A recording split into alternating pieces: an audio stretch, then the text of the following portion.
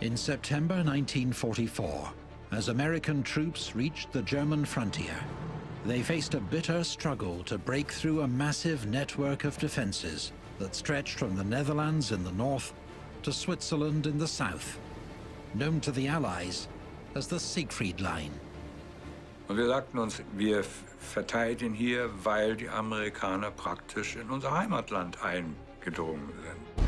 It would be the longest continuous battle fought by the US Army in World War II, with a devastating physical and psychological toll on its troops. This is the story of the battle for the Siegfried Line.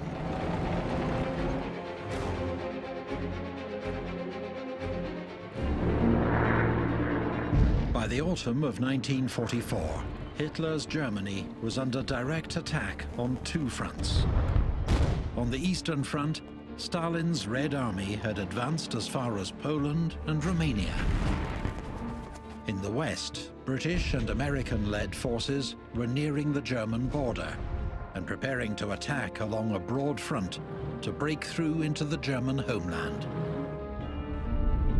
In the Allies' path lay the Siegfried Line, known to Germans as the Westwall, a belt of fortifications stretching nearly 400 miles from the Netherlands to the Swiss border.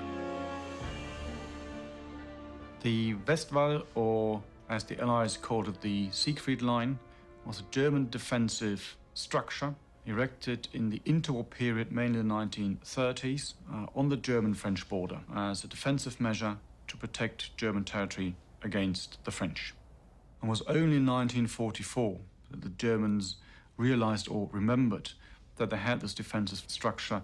The problem was that the defenses were inadequate, and they also hadn't been maintained, and so the Westwall offered a little bit of support to the Germans, but it was not the threatening defensive line that the Allies thought it was. Very much as with the Atlantic Wall, areas were stronger or weaker, but it did at least provide the Germans with fortifications on which they could rest for the winter of 1944-45. As the Allies drew near, the Germans worked hurriedly to reinforce the Siegfried Line defences. They had the potential to pose a formidable obstacle. A fortified zone of concrete bunkers and pillboxes, minefields, barbed wire, and concrete obstacles known as dragon's teeth that were impassable to tanks. I remember the Siegfried Line very easily as we were coming up to it. It was a lot of concrete emplacements already there, waiting for somebody to attack. And there were underground passages connecting these to them, and they had a lot of artillery firing at us. The Allies needed to bust through these defenses to advance into Germany's industrial heartland, the Ruhr.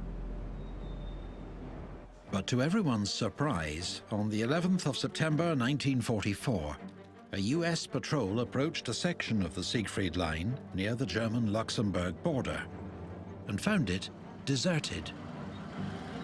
Within hours, they'd become the first US troops into Germany, without a shot fired. The commander of US 7th Corps saw an opportunity too good to miss and drew up a plan to break through the Siegfried Line before the Germans could reinforce it. That commander was General Lightning Joe Collins. Joseph Lawton Collins was one of the few generals to see action in both the European and Pacific theaters of war, having commanded an infantry division during the Battle of Guadalcanal in the Solomon Islands in 1943.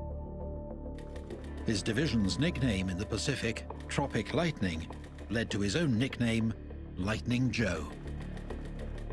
Just before the D-Day landings, General Eisenhower gave the 47-year-old Collins command of 7th Corps, making him the youngest Corps commander in the US Army.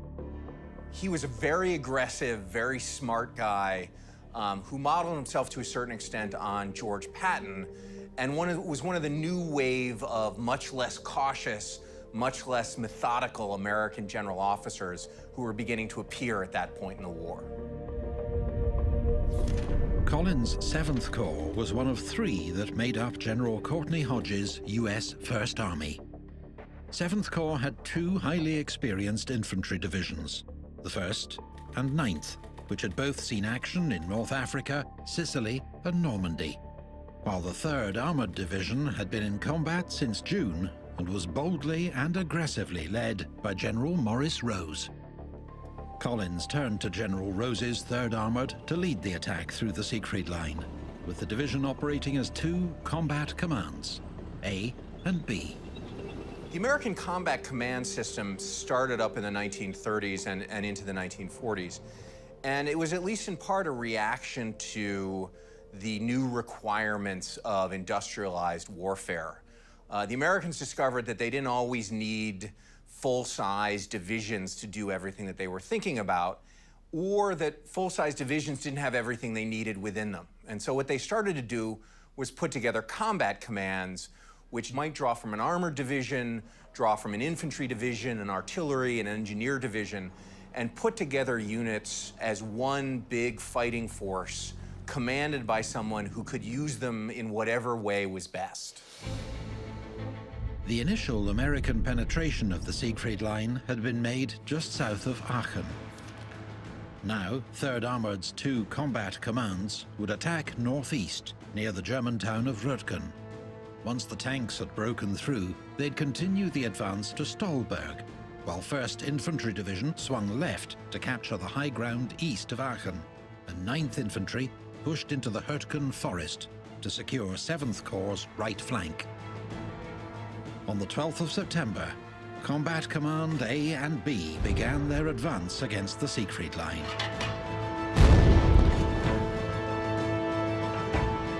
With tanks providing fire support, infantry working their way forward to outflank pillboxes and bunkers, and engineers clearing obstacles, the Americans began fighting their way through the fortified zone.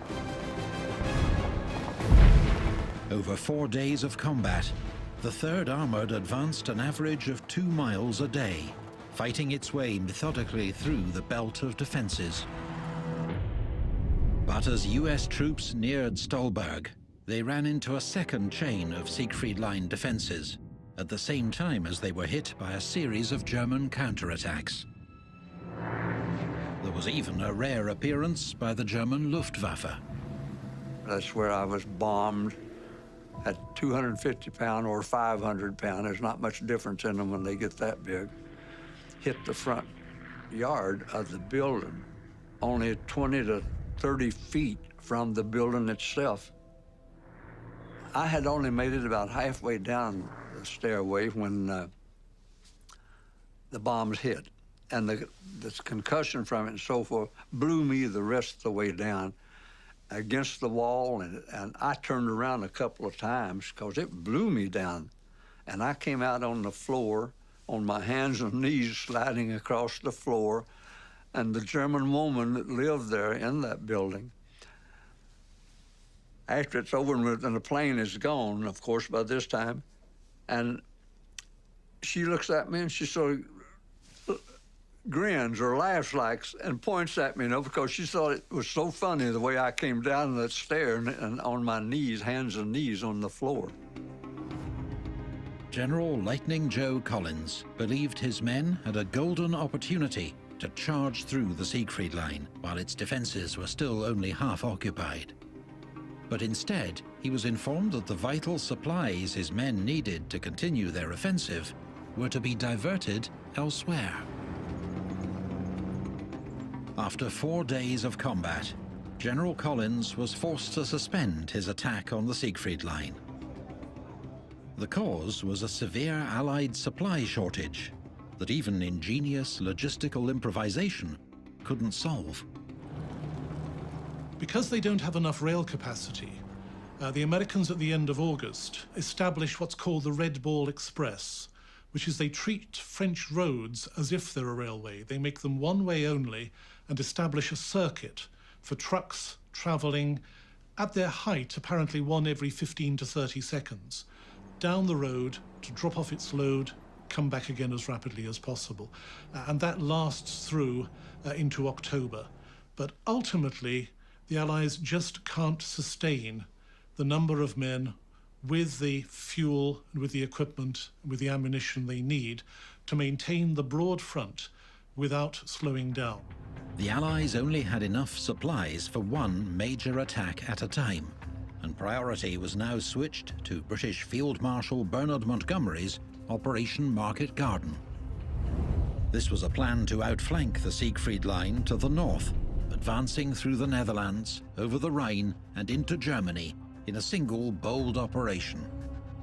The plan relied on airborne troops seizing and holding several key river bridges, but Monty believed if it succeeded, it could win the war that year. The fallout was that Lightning Joe's 7th Corps and other units in the area would no longer get the fuel and ammo they needed to continue their own attack. The Allies had handed exhausted German forces a crucial breathing space, one their new commander would use to completely overhaul German defenses. That new commander was Field Marshal Walter Model, a man so adept at fixing a crisis that he'd been nicknamed the Führer's fireman. Widely regarded as Germany's best defensive general, he was also known for his loyal support for Adolf Hitler and unsympathetic, no-nonsense attitude to those under his command. He did an awful lot in a short space of time, reorganizing units and preparing the defense. And in this, his experience was an ideal background, because he had fought so many defensive battles on the Eastern Front. The fact that he is a completely driven, also committed soldier are summed up by many accounts that we see, that he was very tough and very hard against his own troops, because he really wanted to achieve things, but also very hard and tough against himself. And for that, the people admired and respected him. Model's Army Group B was responsible for defending the Belgian and Luxembourg frontier with Germany. The area around Aachen was held by the 81st Corps of General Brandenberger's 7th Army. Many of its divisions had been almost completely destroyed during the fighting in France and remained severely under strength. The Corps' 2 panzer divisions could muster barely 20 tanks between them. But through September, reinforcements continued to arrive, including replacement tanks and new Volksgrenadier divisions. In the autumn of 1944, the Germans built a new type of force, and these forces were the Volksgrenadier divisions. The problem was, for the Germans, the manpower shortage of 1944. So the Volksgrenadier divisions had a lower number of infantry battalions, so the manpower was quite low, and they tried to, at least in theory, overcome that by equipping them with more machines, in particular infantry weapons. What they also tried to achieve was that you would have a very experienced cadre of officers and NCOs, around which you would then form a body of men, maybe recruited from people back from the Reich who haven't been drafted before, and also, in particular, from surplus numbers from the Air Force and from the Navy that were not being used anymore. This was the theory. In reality, it didn't really work that way. And so even though on paper these are very formidable formations, in reality they were not as formidable, not as strong, not as good as perhaps the standard units that you would find in the army. Zusammengewürfelt. Man sah ja auch die verschiedensten Uniformen. Nicht wahr? Dort hatte einer eine Luftwaffenmontur an und es gab auch Leute mit Marinekleidung. While US forces paused their attack on the Siegfried Line, Nazi officials began to evacuate civilians from the city of Aachen, now threatened by the Allied advance. For Germany, Aachen had limited military value, but great symbolic importance. Aachen was a deeply historic German city. It had been in existence for hundreds, if not thousands of years. It was Charlemagne's capital during the Frankish Empire, and so the Germans really treasured the city as a historic monument to their nation, to their history. In addition, it was the first major German city that was being attacked by the Allies. And so there was this sense that Germany herself was now under threat. But Gerhard von Schwerin, commander of 116th Panzer, had already drafted a letter surrendering the city to the Americans. But he never sent that letter because German reinforcements are rushed into the area and a counterattack is ordered, which stabilizes the front for some time, which then leads to rather heavy fighting in that particular area. This letter, say, was never sent, but it did make its way towards, or through the channels, you might say, towards Hitler, who basically wanted Schwerin persecuted and probably shot, but he very narrowly escaped that particular fate, so he was very lucky. Meanwhile, to the north, after a week of intense fighting, Montgomery's Operation Market Garden ended in failure, as British troops were unable to break through to airborne units holding Arnhem Bridge. Lightning Joe's 7th Corps would now get the supplies it needed to resume its attack on the Siegfried Line around Aachen. They'd be joined in the battle for the city by the US 19th Corps. September's advance by Collins' 7th Corps had left it holding the Stolberg Corridor, southeast of Aachen. North of the city, 19th Corps launched its attack across the Wurm River near Öbach, with the intention of swinging south to link up with US 1st Infantry east of Aachen, cutting off the city. 19th Corps' attack was preceded by major airstrikes, but fighter bombers failed to register a direct hit on a single pillbox, while the artillery's high-explosive shells weren't powerful enough to penetrate the concrete bunkers. They would have to be taken by infantry assault. US combat engineers trained infantry units for challenges like this. We'd take an infantry platoon and have them get a sheep and take the sheep and put it inside the pillbox, and then go out and then have a sample assault where we'd assault the back door, flamethrower into it, fire bazooka into it, then put the 26-pound charge down instead of in. And as soon as that charge went off, then we had the infantry run inside and told them to get that sheep. When they brought it out, they found the sheep was bleeding from its ears and eyes from the shock and concussion. And the infantrymen all decided they didn't want to be inside of a pillbox. Using tactics like these, 30th Infantry Division captured 50 German pillboxes on the first day.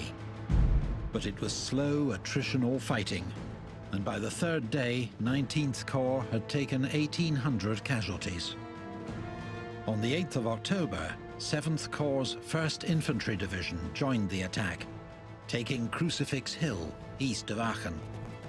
But as the noose tightened around the city, there were fewer signs than ever that the Germans were about to give up. Aachen was the first German city under attack, and the population of the city itself was German. German troops were defending not only their homeland, but German civilians themselves. Both of those things made the German soldiers very motivated to fight hard and fight for a long time. By the 11th of October, US forces had surrounded the city. An ultimatum from the commander of the US 1st Infantry Division for the city to surrender or face destruction was rejected. And so American aircraft and artillery began to pulverize German positions in and around Aachen. Most civilians had been evacuated, but around 20,000 remained in the city, now trapped by fierce fighting. American infantry evolved new tactics for advancing through the streets. They made use of their overwhelming firepower to demolish entire houses if need be, to silence German resistance points. The cut-off German defenders, 5,000 men from a mix of units, fought stubbornly.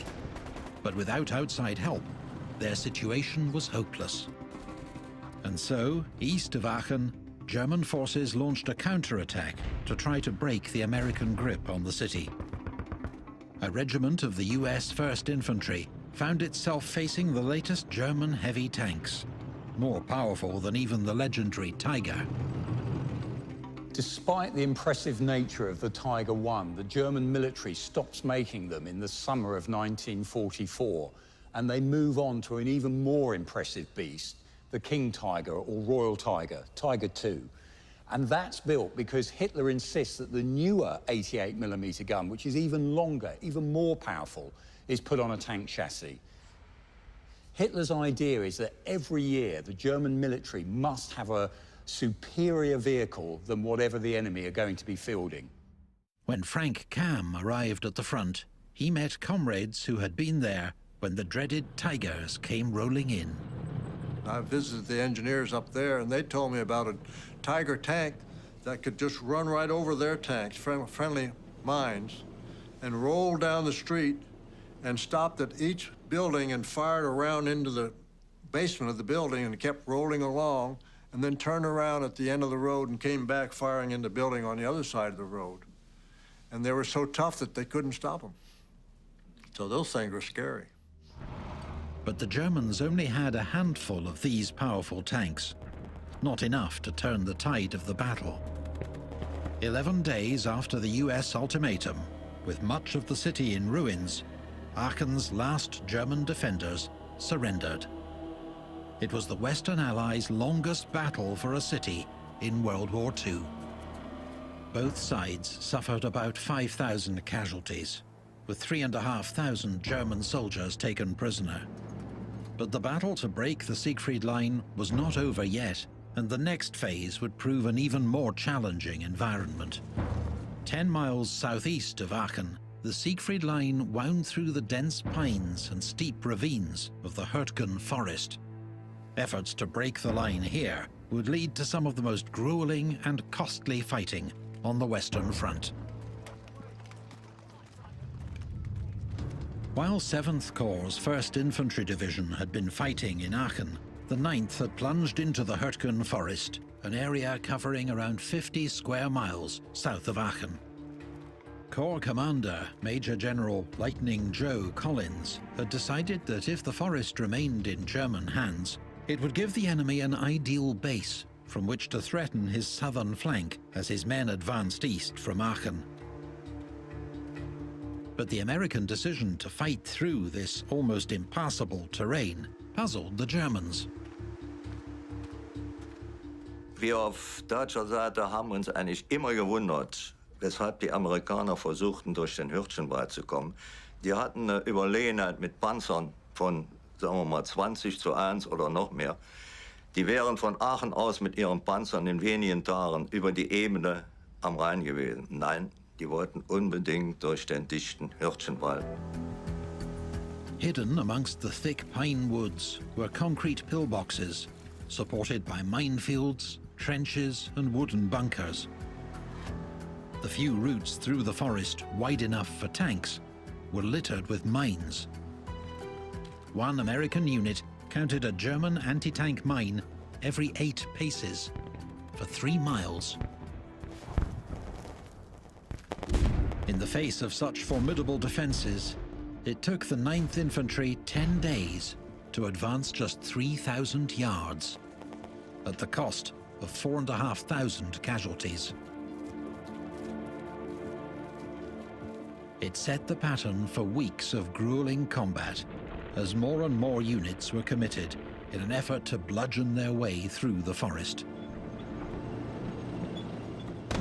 In late October, the worn-out 9th Division was relieved by fresh troops of the Pennsylvanian 28th Infantry, in preparation for a new phase of the American battle to break through the Siegfried Line. The 28th Division had arrived in France a few weeks after D-Day. Its 3 infantry regiments had seen heavy fighting in Normandy, before marching down the Champs-Élysées in the parade to celebrate the liberation of Paris. But Hürtgen Forest would be unlike anything the division had seen or trained for. The 28th Division was to play a key role in the Allied advance towards the next objective, the Ruhr River. It would make a preliminary attack through the Hürtgen Forest to capture the important crossroads town of Schmidt and secure the flank of the main advance. This would be followed by the main attack, codenamed Operation Queen, which would see 7th Corps and 19th Corps push east towards their objective, the main town of Düren, on the Ruhr. But a US advance through the Hürtgen Forest would threaten secret German preparations for a major winter offensive in the Ardennes Forest. Unbeknownst to the Americans, their advance on Schmidt presented a serious strategic threat to the Germans. If the Americans captured Schmidt, they would actually be able to threaten the German buildup areas for the Ardennes counteroffensive. And so the Germans realized that they had to defend both the Hürtgen Forest and Schmidt itself against the American assault, because otherwise the entire counteroffensive would become difficult, if not impossible. The US 28th Division would face heavier resistance than expected, and its commander already had serious concerns about his orders. The division was led by General Norman Dutch Cotter, a career soldier and West Point graduate who'd become a D-Day legend after coming ashore at Omaha Beach with the second wave and personally leading a charge through the enemy wire. He'd won the Distinguished Service Cross for his actions that day, and 2 months later was given command of the 28th Infantry Division, after its previous commander was killed by a German sniper. Cotter didn't believe his division was experienced or strong enough to clear the Germans from the forest. But his complaints fell on deaf ears, and on the 2nd of November, the 28th Division began its attack. Many GIs advanced through the forest with a sense of dread. We didn't, of course, know where we were. We had no idea what we were in. Each of us was wanting the same thing. Which one of us is going to get killed first? Is one of us going to get that $1 million wound to go home? Is one of us going to get an arm blown off? We're going into combat, and they're shooting real bullets up there. One regiment immediately walked into a large, unmarked minefield.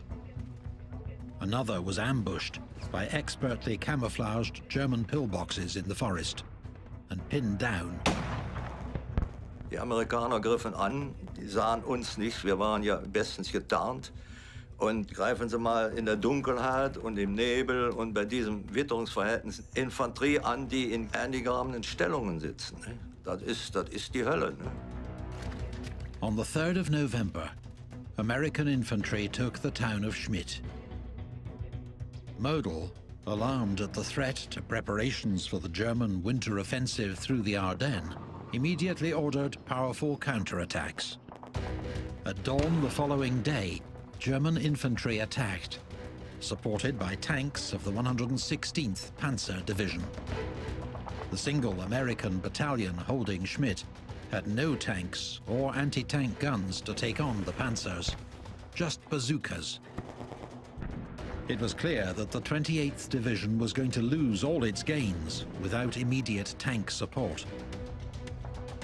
But getting 35-ton tanks up the forest trails had so far proved impossible. Army engineers were now given just a few hours to make the forest trail to Schmidt passable, using hand tools and a single bulldozer. 3 Shermans finally made it up the track, just in time to help fight off the German panzers' counterattack. But the lead US regiment was under sustained assault by the best part of 2 German divisions. The Germans retook Schmidt, while the Americans desperately held out in the neighboring village of Kommerscheid. The forest was so dense it was impossible to maintain a front line, so infiltration and flanking attacks by small squads of infantry were a constant threat. General Cotter, for all his famed courage, was struggling to hold his division together, issuing orders for counterattacks that were so unrealistic, some junior commanders simply ignored them. We had been let down by the senior officers. They simply didn't understand what was going on. They'd wipe out a company, and then they'd send another company in to to do exactly the same attack that had failed before. They didn't seem to be learning from it. Bad decisions led to thousands of casualties. Up to a third were classed as non-battle and included trench foot, frostbite, and dysentery. But combat took its toll in many ways, and prolonged exposure to battle resulted in psychological disorders. 26% of all US troops who served in combat units between June and November 1944 reported sick with combat fatigue at some time or another. As more and more men broke down because of combat fatigue, rather than being punished, they were taken off the line, they were treated, some of them were sent back home for good, a lot of them were given a chance to recover. But the Army handled them pretty effectively over the long term because they knew that this was just something that happened to every soldier eventually. The other thing about combat fatigue was that the other soldiers recognized it and weren't dismissive or contemptuous of the men who experienced it. To a certain extent, there was a sense that, oh, this could be me. And so they tended to treat those folks who broke down mentally in combat with a kind of rough kindness. In extreme cases, the misery and dread of frontline service drove some soldiers to go absent without leave. Desertion was also a serious problem, and the only US soldier to actually be shot for desertion during the course of the war was Private Eddie Slovik. And that was a result of this campaign. The decision to execute Eddie Slovik was approved by Eisenhower, the Supreme Allied Commander, deeply concerned by low morale among US units that winter. Slovik had been part of the ill-fated 28th Division, which continued to struggle forward through the Hürtgen Forest. General Lightning Joe Collins had planned for the 7th Corps to reinforce the division as part of a major attack codenamed Operation Queen on the 5th of November. But bad weather delayed the preliminary air bombardment for day after day. The 28th Division were left in the forest to bear the brunt of the German counterattacks on their own. Then, in the midst of the fighting, along a fiercely contested supply route through the forest known as the Cowl Trail, there was a moment of rare and courageous mercy. Sind wir zu den Amerikanern mit einer weißen Fahne hingegangen, rübergegangen. Sie waren auf der anderen Seite des Flusses, der Kall. 3 times a day for 5 days, both sides paused the fighting and came together to help evacuate wounded soldiers. Dr. Gunther Stüttgen was a medic for the German 89th Infantry Division. Ich hatte in meinem Bunker immer amerikanische Sanitätssoldaten, die mir halfen bei der Versorgung von amerikanischen Verwundeten, die antransportiert wurden. Und dann machte ich denen klar, dass sie keine Gefangenen wären und sie könnten wieder zurückgehen. They even devised a way of sharing the water of the Cowl River without the fear of being attacked. Ich hatte den Vorschlag gemacht, bin zu den entsprechenden Offizieren gegangen und habe denen gesagt, also lass uns doch die Deutschen, ihr waschen sich von 8 bis 9 und ihr von ab 9 bis 10. Ja? Und das war eine Abmachung, die eben auch eingehalten wurde. Das erinnerte jetzt nachblickend in der Analyse, es war fast kriegsspielartig. But the respite was short-lived. On the 16th of November, with no end to the bad weather in sight, General Hodges ordered Operation Queen to go ahead, with or without the bombers. Miraculously, after 13 days of constant rain, the weather cleared at the last moment. More than 1,500 heavy bombers poured high explosive onto Siegfried Line defenses and towns along the Ruhr River Valley.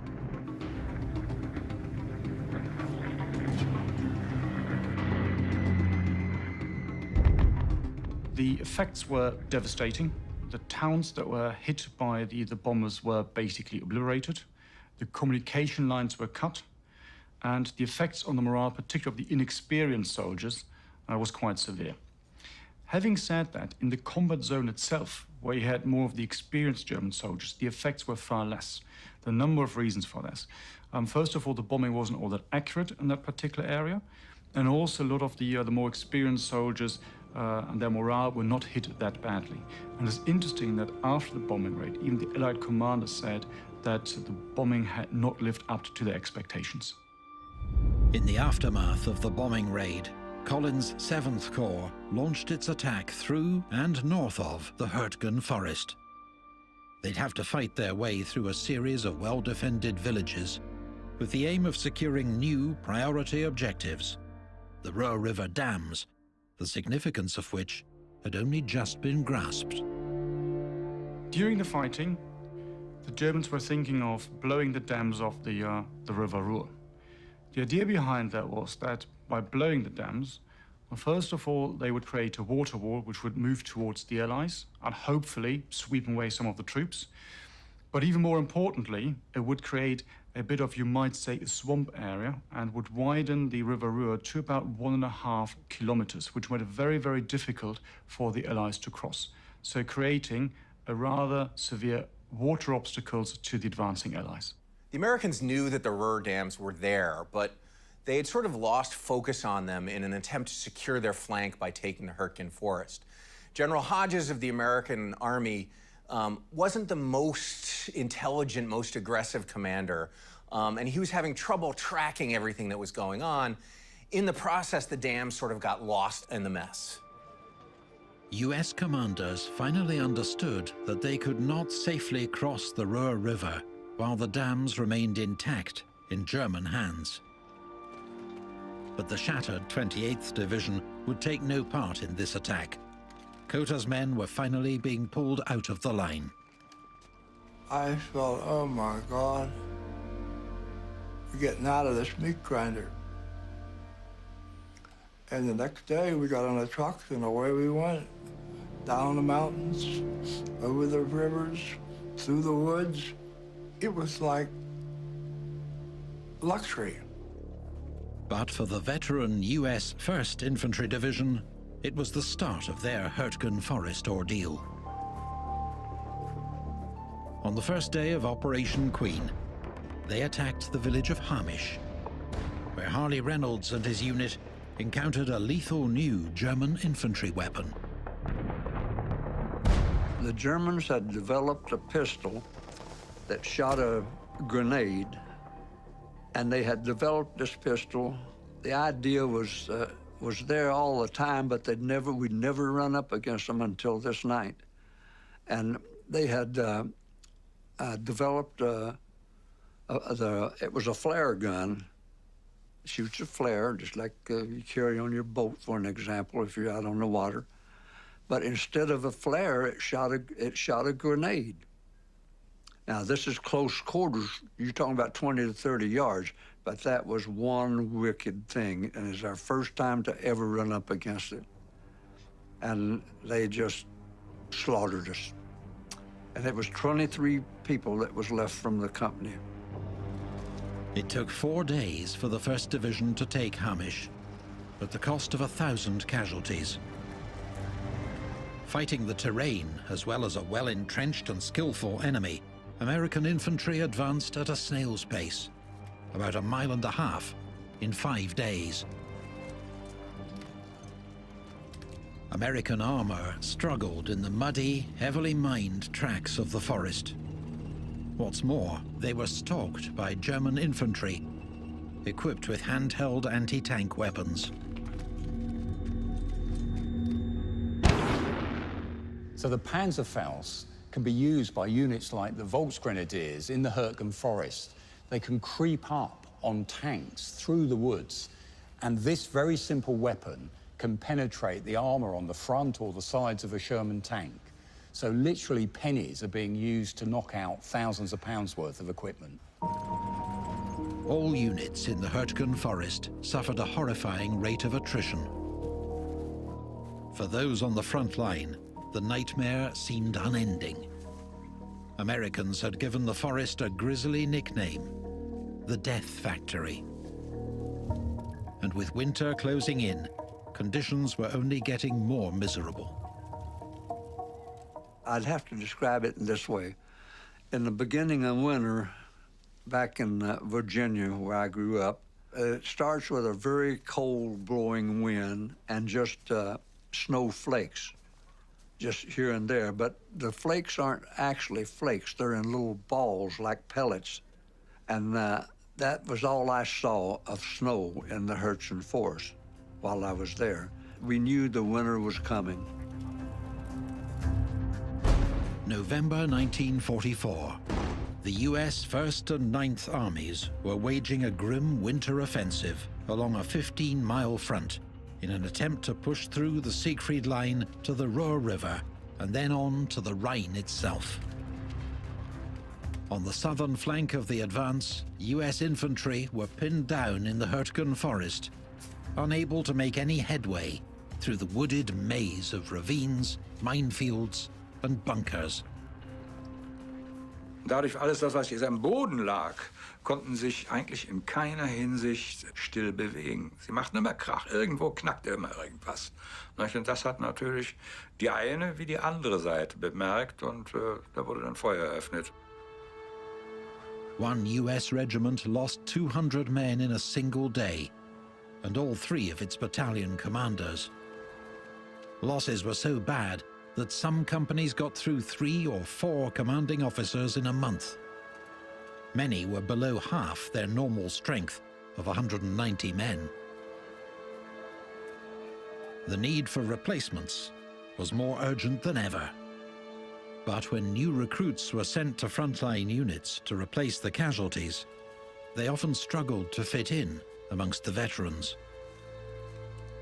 The American manpower system was one of the great failings of American organization during World War II.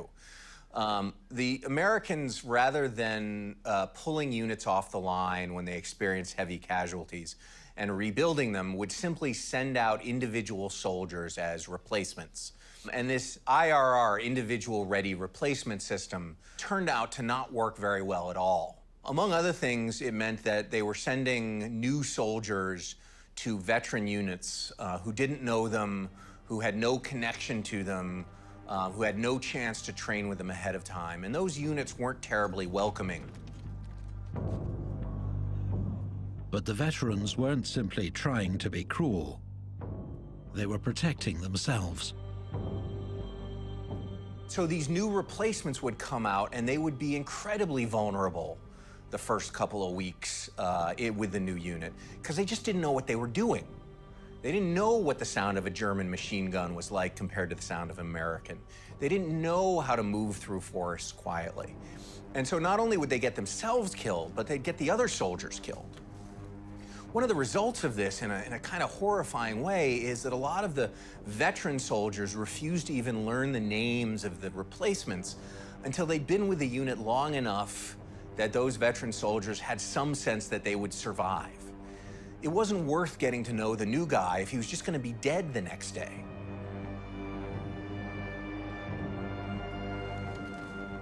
You know, big boys don't cry, you know, and you're not supposed to get so attached. And that's the thing we tried not to do, because we get new replacements, get to know them by their first name, 2 days later they're dead. We were talking about 70% turnover all the time. If we had an 8-man squad, which is supposed to be 12, we thought that was a big deal. Hardly ever remember being full strength. They just killed us all the time.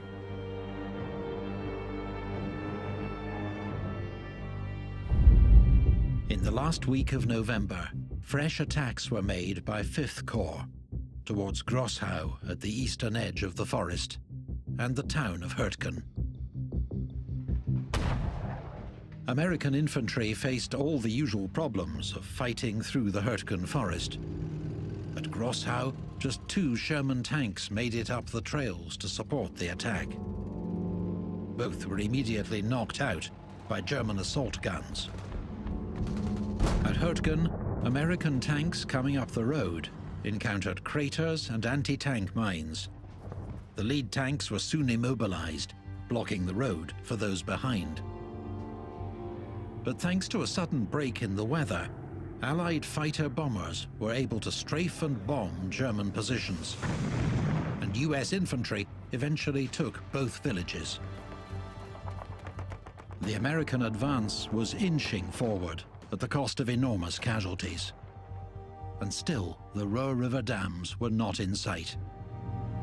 And so Allied commanders turned to air power to destroy them. In early December, RAF bombers attacked the dams 3 times, but there was no repeat of the spectacular Dam Busters' success. The dams were made of packed earth and almost impossible to hit amid constant winter cloud cover. They would have to be taken by ground troops after all.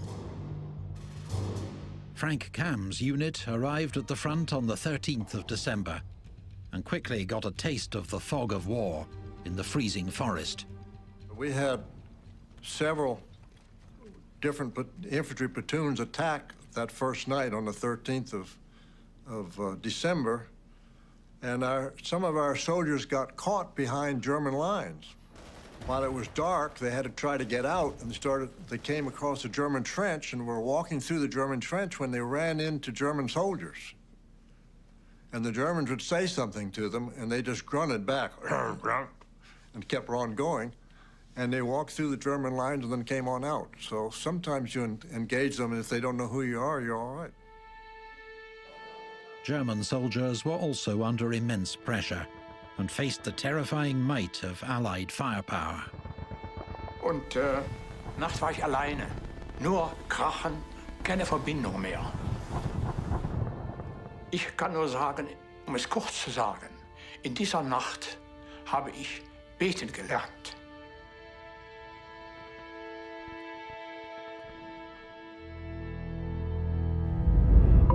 US troops, with the advantage in numbers and firepower, made steady progress towards the Ruhr River, while Hill 400, a crucial vantage point, was taken by an elite US Ranger battalion in a head-on charge.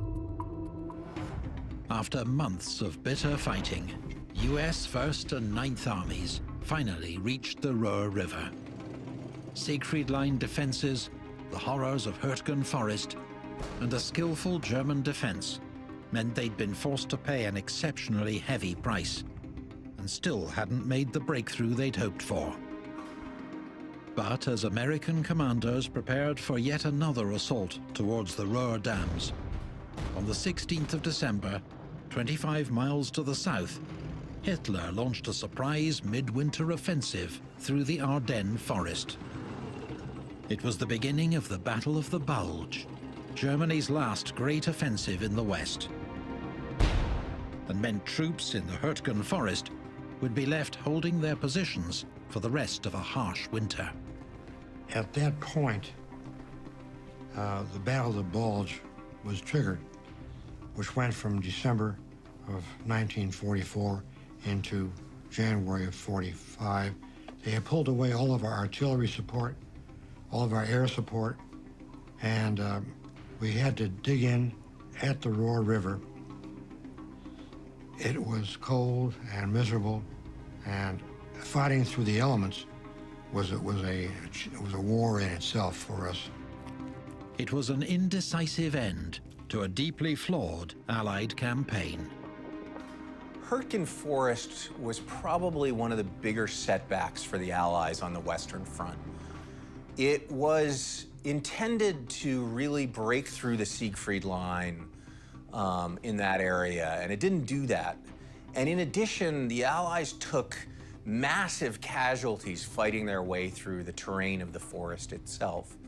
And so the final result is they didn't really achieve what they were aiming for, and they lost more than 30,000 casualties doing it.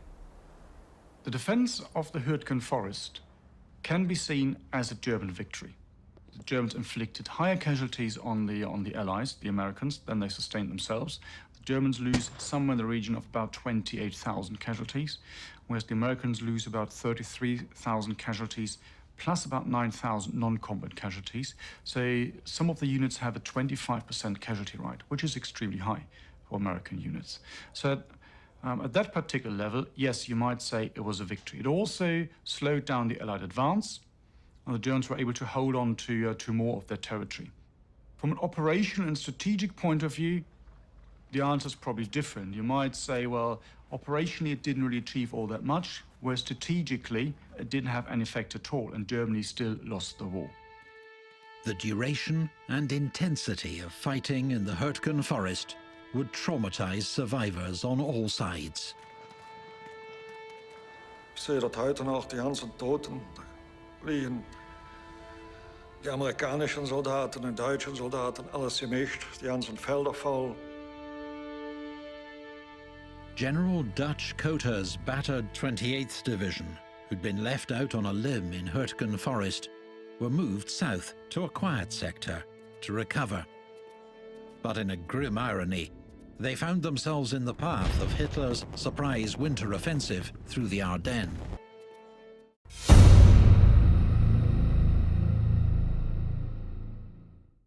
The plan that was proposed by Hitler was that the German troops would advance through the Ardennes and reach the port of Antwerp, the big logistical hub of the Allied forces, and cut off the Allied supply of the troops fighting in and around the German border.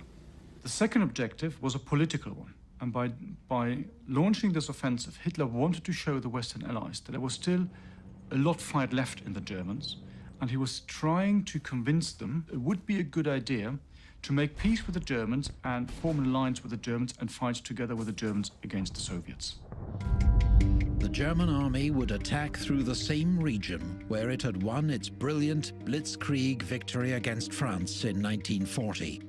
The Ardennes, a rugged landscape of forest and hills, spanning Belgium, France, and Luxembourg.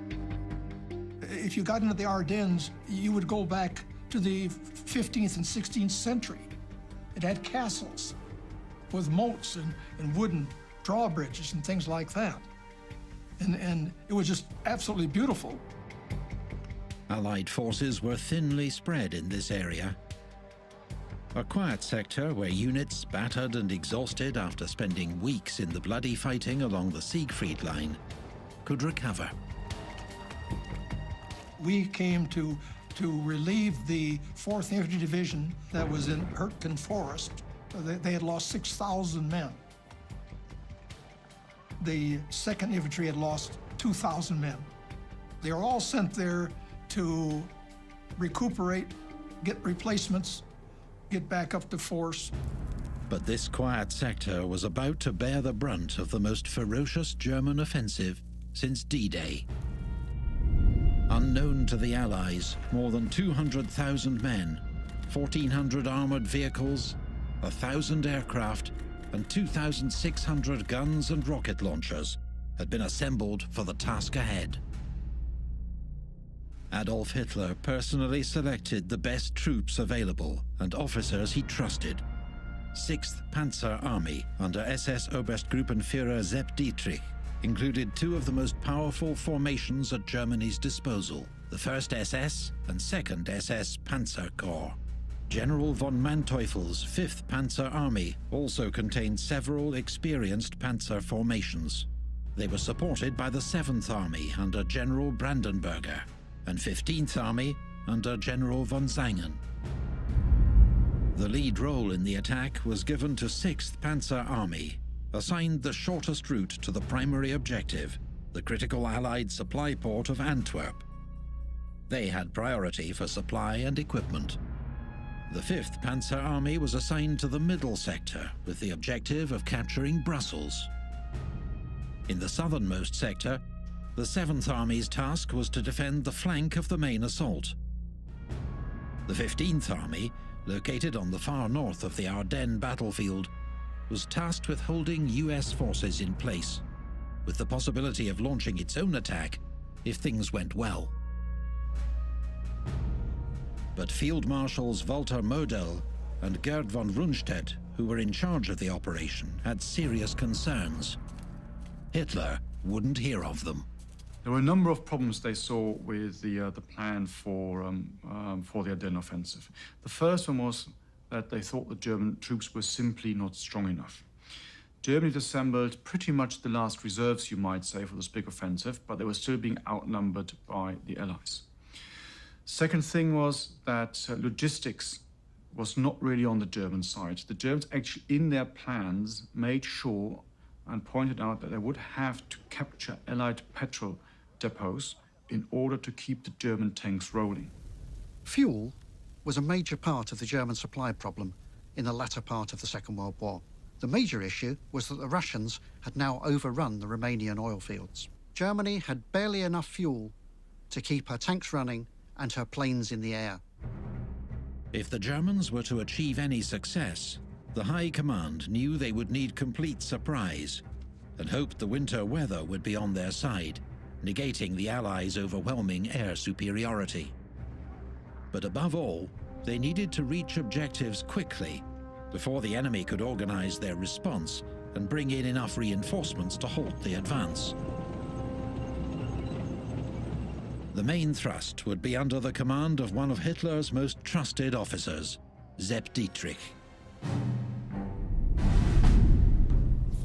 Josef Sepp Dietrich was a staunch Hitler loyalist who held the most senior military rank in the SS. In the early days, this decorated World War I veteran had been Hitler's chauffeur and bodyguard and participated in the purge of the Nazi Party, known as the Night of the Long Knives, in 1934. He enjoyed the Führer's complete trust. For his exploits as a corps commander in Normandy, Hitler awarded diamonds to Dietrich's Knight's Cross, Nazi Germany's highest decoration. But his lack of education or training created problems at higher command. It was said he was unable to read a military map. German morale was high.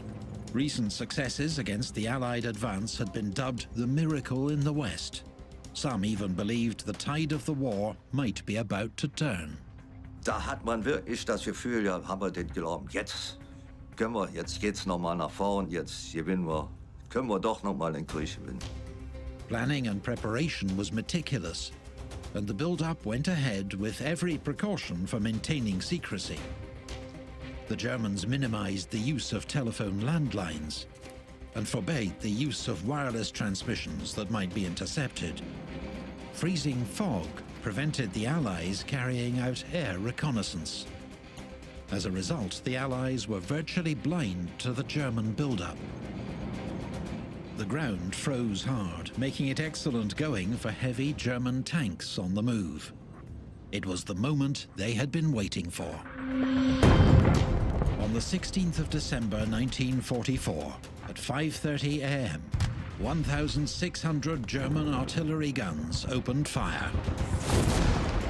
Das war ein unablässiges Dröhnen, Heulen, Orgeln von Granaten, von Raketenwerfern. Es war eine Qualmwand, die da aufstieg, und darin zuckten die Detonationsblitze auf in verschiedenen Farben. Also es war ein schaurig schönes Inferno. 90 minutes later, the Germans attacked US positions along a 40-mile front. Also sowas hatte ich vorher noch nie erlebt. Da war ja nochmal alles an Panzern und was wir hatten, die neuesten Panzer, Artillerie zusammengezogen. Die Amerikaner waren ja völlig überrascht. Die haben zum Teil, stand der heiße Kaffee noch in Kannen am Tisch und der Frühstücksspeck und Rühreier. So sind die gelaufen, die waren ja völlig überrascht. US 2nd and 99th Infantry Divisions suddenly found themselves in the path of the German spearhead, Kampfgruppe Piper, commanded by an officer who represented everything the SS stood for. Only 29 years old, Joachim Piper was a dedicated Nazi who turned 18 the day Hitler came to power and secured a place in Sepp Dietrich's elite Leibstandarte SS division in 1936. He was close to many of the Nazi hierarchy and had served on the personal staff of Reichsführer Heinrich Himmler, head of the SS, second only to Hitler himself. But Peiper was no desk jockey. His combat record earned him a reputation as a bold and aggressive leader, the admiration of his men, and Germany's highest military decoration, the Knight's Cross. He was also linked to many atrocities committed by the division against civilians and prisoners of war. Peiper's unit became known as the Blowtorch Battalion, a nickname that was said to come from the slaughter and burning of Soviet villages.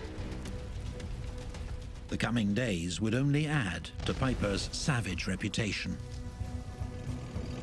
Peiper's battle group was 600 vehicles and 5,000 men strong, including a detachment of formidable King Tiger tanks. Despite the impressive nature of the Tiger I, the German military stops making them in the summer of 1944, and they move on to an even more impressive beast, the King Tiger or Royal Tiger, Tiger II. And that's built because Hitler insists that the newer 88mm gun, which is even longer, even more powerful, is put on a tank chassis. For the Ardennes attack, one of the biggest problems the Germans faced was logistics. Keeping tanks like this King Tiger on the road was a real problem. The supplies, keeping them moving forward, despite the fact that the Germans had stockpiled fuel, Albert Speer, the armaments minister, sees these stockpiles are still at some of the railheads. They haven't moved forward to the frontline troops. To protect such valuable vehicles in the opening stages of the battle, infantry were pushed forward to clear the way for the tanks. The first place enemy resistance was expected was the tiny Belgian village of Lanzerat on the edge of the Hürtgen Forest. Peiper held his tanks back, while German infantry secured the area.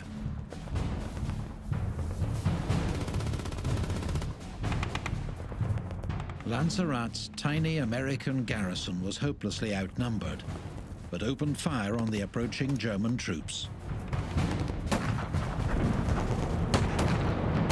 The German troops withdraw, and they start basically digging in, and they stay in their positions for several hours.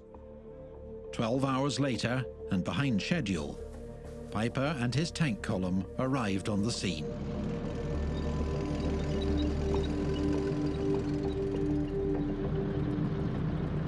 So at that point, Peiper gets very angry, and he pushes forward with his battle group to find that the Americans have withdrawn several hours earlier, and that the wood had been empty, and no Americans have been there for quite some time. So this episode throws into turmoil the German plan for the advance. After the costly delay at Lanzerat, Peiper's armored column made rapid progress, and a few kilometers further on at Honsfeld, they ran into one of the 99th Division's rest centers, full of bewildered American troops, many of whom were soon taken prisoner. Then he made a detour north, to Bullingen. At Bullingen, Kampfgruppe Peiper, under the command of Joachim Peiper, captured a large Allied fuel depot, which made it possible for this particular unit and subsequent units to continue their advance. Here, Peiper's column also found use for the captured American soldiers.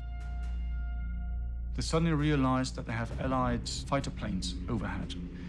And what would normally happen is that these would now engage and start strafing the German tank column.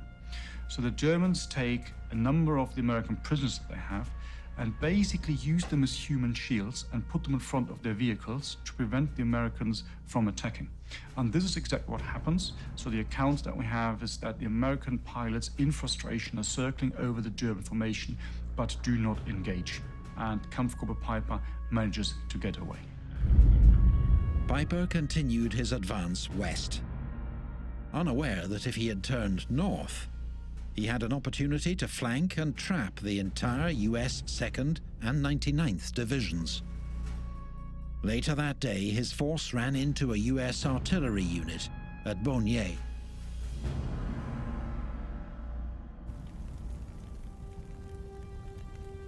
the American column of 26 vehicles was hopelessly outgunned and had no choice but to surrender.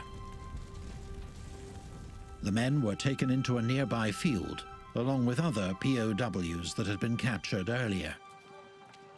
Everybody was lined up in the field, and the German soldiers were coming by, you know, half-tracks and vehicles, and after that, the foot soldiers were coming by, too. The prisoners suddenly found their captors were covering them with machine guns, which then opened fire.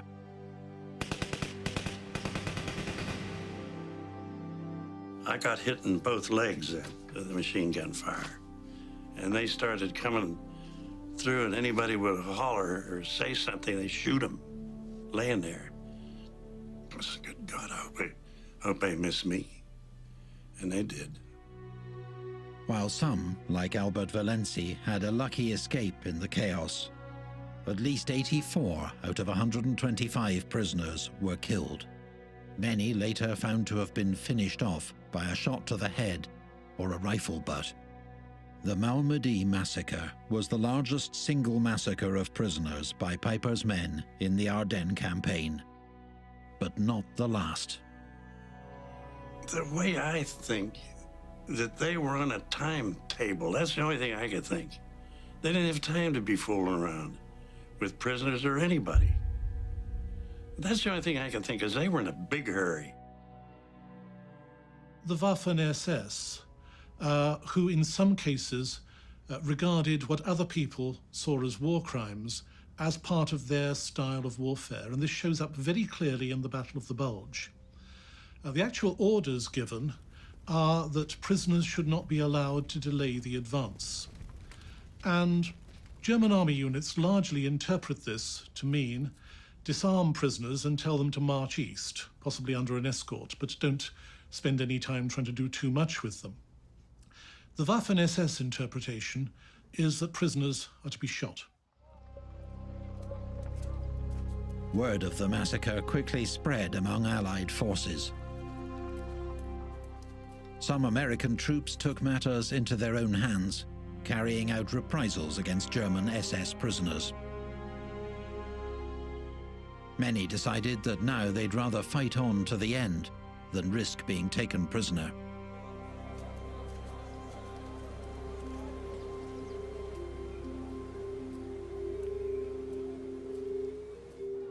The very next day, Peiper's column would commit an even greater atrocity, this time upon unarmed civilians at the village of Stavelot. At dawn on the 18th of December, Peiper's armored column attacked a US anti-tank unit, driving them out of Stavelot. They rolled into a village that was now undefended, leaving only the villagers. Toute la colonne de Peiper est passée devant ma maison. Il y avait des gros chars, des half-track, comme on dit en anglais, et les panzergrenadiers suivaient, mais on n'osait pas se montrer. On avait réellement peur. Peiper's column opened fire on the villagers. Maman crie en allemand, elle dit, écoutez, nous sommes des civils, mais malgré tout, ils ont tiré. Donc ils sont revenus une deuxième fois, ils ont encore retiré parce que ça bougeait encore un peu, donc maman a été tuée, mes deux sœurs. A few days later, US forces entered the town and found horrific scenes. In the first house I went into, an elderly couple, a man and a woman, they were real old, and they were lying in the floor in a pool of blood. And the blood was frozen, and I looked at them and examined them. They had been shot through the head, and their throats were cut. So it was frozen blood, and I was very shocked to see this. There was a woman in there who didn't have any clothes on, and her left arm was hacked off. And there was a baby in there that was dead. And every house that I went to was just like that over and over. Peiper's SS added to their grim record murdering more than 100 Belgian civilians in and around Stavelot. The Allies had worked out that the Germans were relying on captured fuel to keep their vehicles moving. So they hurriedly began to destroy all the fuel dumps that lay in the path of the German advance. While Piper, moving west out of Stavelot, completely missed the main American fuel dump just north of the village. Piper's progress depended on events on the Elsenborn Ridge, a line on the north shoulder of the battle. The key for Piper and his advance is if he can make sure that not only is he pushing forward, but that his lines of supply and reinforcement are protected. And the problem is that those lines are dominated by a geographic feature called the Elsenborn Ridge, which is held by American units. There's a German force that is tasked with knocking the Americans off of that, the 12th SS Panzer Division. And this is really the key to whether Piper can keep going. If the 12th can knock the Americans off of there, Piper's got a much better chance of making a deep penetration. If they can't, then his advance is going to stall out even before it started. But the 12th SS Panzer, supported by the 506th Heavy Tank Battalion, were in difficulty, held up at the twin villages of Krinkelt and Rocherath. It was an intense battle that was costing them dearly in blood, tanks, and time. All that day and into the night, the battle raged, with SS tank and assault guns hitting the villages from the east, supported by a barrage of Nebelwerfer rockets. While from the west came a hailstorm of American artillery shells, fitted with special fuses. One thing that we had that was superior to Germany, we had a proximity fuse on our artillery pieces. Proximity fuse was a device. If you wanted the artillery to explode 100 feet above ground, 200 feet or whatever distance above ground, you could set it and it would explode without ground contact.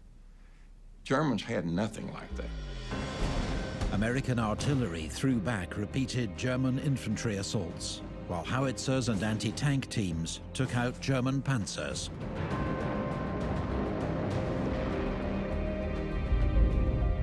US forces withdrew to positions on the Elsenborn Ridge and dug in along a new defensive line.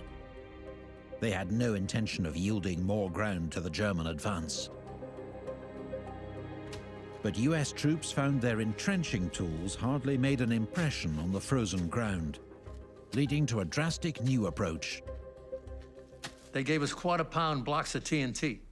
The engineers had little blocks of TNT, and they finally wised up that there was no way we could dig through this frozen tundra. So they issued us these blocks of TNT, and we'd put them in the ground, and they would slowly blow the hole open and get the top part off. Then you could sort of dig a little bit. But that's the only way we got the foxhole dug. Piper's spearhead, meanwhile, had run into fierce resistance as US engineers blew up bridges in front of and behind him. Not only threatened with being cut off from supply and reinforcement, German troops knew they'd be sitting ducks for Allied aircraft as soon as the clouds cleared. One American spotter plane managed to fly under the cloud cover and locate his column, directing fighter bombers to the attack. Piper's battle group could advance no further and was forced onto the defensive. Just 3 days into Hitler's offensive, the stubborn resistance of a mixed bag of US units had frustrated Hitler's main hope for the battle. We had a lot of casualties from artillery and everything, but we didn't go out on combat patrols. We had none of this going out beyond the line. We just sat where we were, held the line.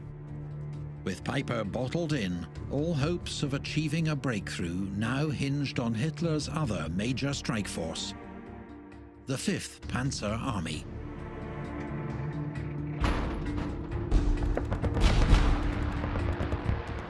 Attacking simultaneously with Dietrich's 6th Panzer Army in the north, the offensive here offered a real chance of German success.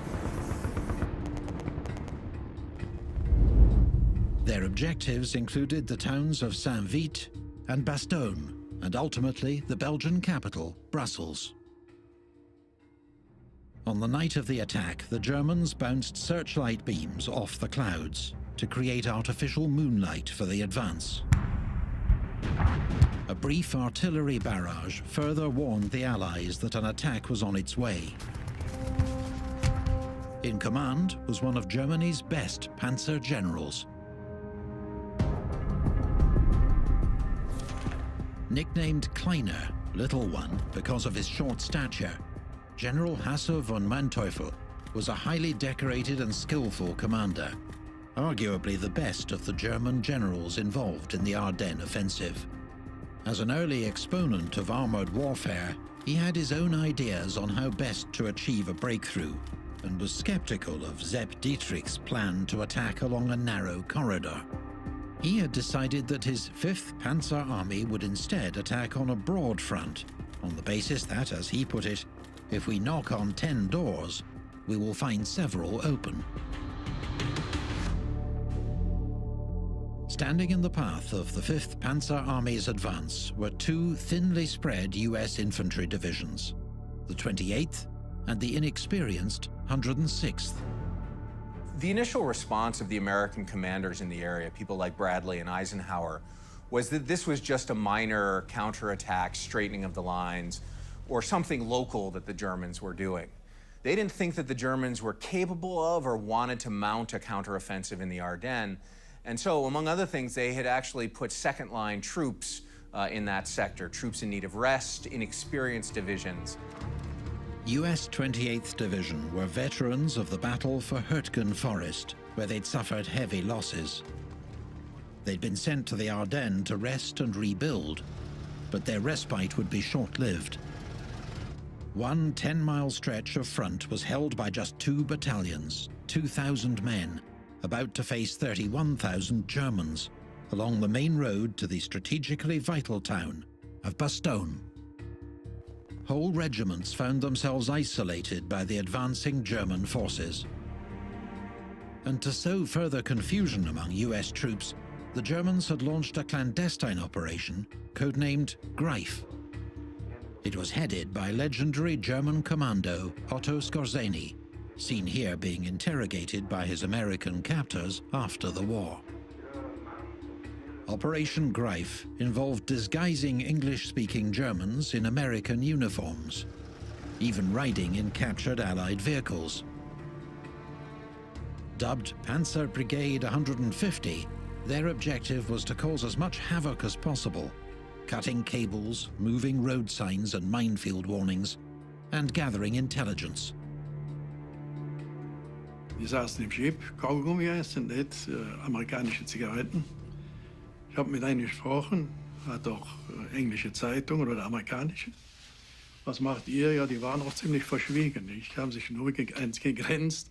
So there was a lot of infiltration going on, and as that word got around that we were being infiltrated, any little sound that you heard, you just automatically assumed it was somebody sneaking up on you. So the nervousness increased quite a bit. Very, very few of them actually could stand a check. And of course, Americans had a terrible time asking each other trick questions about who's Betty Grable's husband, or what's a Texas Liga. It's a baseball sort of term, by the way. They knew about Lou Gehrig, and they knew about the Yankees and the Giants, and many of them had lived in the United States at one time. So they were able to get by, and then the troops behind them were accepted. If they had similar kind of equipment, even though they didn't speak English, they could get by. One way you could spot these men was that they were so short of equipment that they would drive with 4 people in a jeep. The Americans had so many jeeps, if they had 4 men, they used 2 jeeps, 3 was the maximum. Probably the most important effect was that General Eisenhower was in effect imprisoned by his own staff in his headquarters, because they were afraid that these men were going to drive all the way to Paris and Versailles, perhaps, and try and assassinate him. And Eisenhower eventually got fed up with this and announced that somebody could shoot him if they wanted to, but he was going to get out and find out about the battle. This paranoia caused by Skorzeni's men translated into a hard attitude towards some German prisoners. We wanted to know where more of the Germans in American uniforms were, because that was necessary to save our skins, if you know what I mean. We said we will give him 5 seconds to answer the question. And if he didn't, we was gonna blow his brains out. And in some cases, we blew his brains out. I said, you know, after that, we had no problem at all getting all the answers we wanted. Most of the German infiltrators were soon caught and faced only one possible sentence. Ich möchte sagen, es war ja für die Jungs ein Himmelfahrtskommando. Wäre wahrscheinlich auch nicht anders gewesen, wenn wir Amerikaner in deutschen Uniformen erwischt hätten, die da so allerhand angestellt haben. I needed that information to save the people in my platoon, as well as my battalion. And I had no hesitation. And I've seen what they've done to us and what they did to our people in Normandy, especially. I had no sympathy for any of them. Events were moving quickly, but not quickly enough for the Germans. Saint-Vith was a key crossroads on the boundary between Sepp Dietrich's 6th Panzer Army and Manteuffel's 5th Panzer Army. The Germans had planned to take it on the second day, but it held out for 5. With so many armoured vehicles, horse-drawn artillery and troops moving along the forest roads, traffic jams also began to slow down the German advance and prevent much-needed supplies reaching forward units.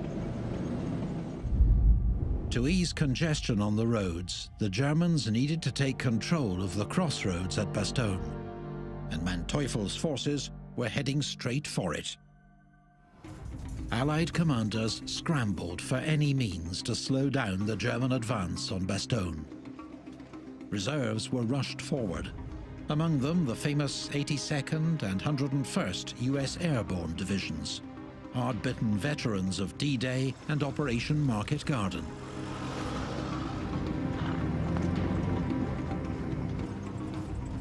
A runner came down to where I was in one of the barracks there, and he says, the colonel wants to see you right away. Well, he didn't have to tell me which colonel. I knew which colonel is my battalion commander. So I took off up the road. I knew something was serious.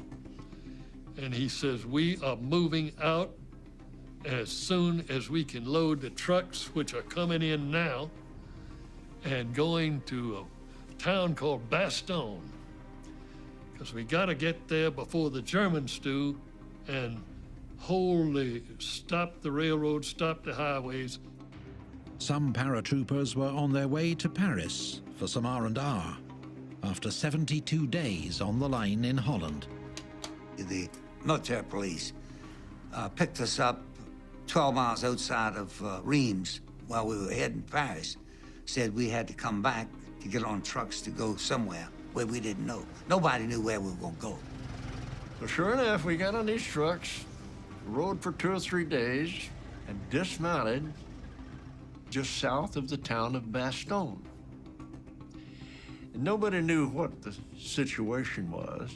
If there was, they weren't going to tell. And we double-timed about 10 or 12 miles through the town of Bastogne and took up a perimeter position. This hurried deployment would have a crucial impact on the outcome of the battle. Once the Allied High Command realized that this was a substantial German attack, Eisenhower gathered his main commanders, Montgomery and Bradley and Patton, among others, at a meeting to start strategizing about how to react. The American forces standing in the path of the German offensive belonged to the US First Army, commanded by General Courtney Hodges. To the north was British 21st Army Group, commanded by Field Marshal Montgomery. To their south was the US Third Army, under General Patton. The decision was that Montgomery would turn his forces southward to attack the northern edge of the German salient, and that Patton would turn his forces northward against the southern edge of the salient and both relieve American defenders, but also pinch off the bulge that the Germans had created. And when Eisenhower asked Montgomery how long it would take him to get moving, Montgomery, who was normally obviously a very cautious guy, said about 2 weeks to turn his forces and head southward. When Eisenhower turned to Patton and asked the same question, Patton said 48 hours. And Montgomery chided him. George, you can't do that. You know you can't do that. And Patton said 48 hours. And so Eisenhower said, okay, I don't believe you, but okay. And Patton confessed to Bradley that he had actually started the Third Army moving northward, turning towards the attack even before the meeting with Eisenhower, because he was pretty sure what Eisenhower was going to ask him to do. And that's one of the aggressive, self-confident things that really made the legend of George Patton. A week before Christmas 1944, the US 101st Airborne arrived in Bastogne to shore up the line. Not a moment too soon. Refugees were coming in to Bastogne from the way I was going, and I knew what that meant. The Germans weren't very far behind. As the 101st arrived in Bastogne, rumors spread among the troops that they were already cut off. The Germans had surrounded the town. We were cut off, and our whole medical company that was on the tail end of our command was cut off. They were captured, the whole command. Oh, it went from bad to worse. When we arrived at Bastogne, there was no snow on the ground at all. The next night, it started snowing. It snowed before it stopped about knee-deep. In these freezing conditions, the 101st Airborne would have to hold out with dwindling supplies and buy the Allies desperately needed time.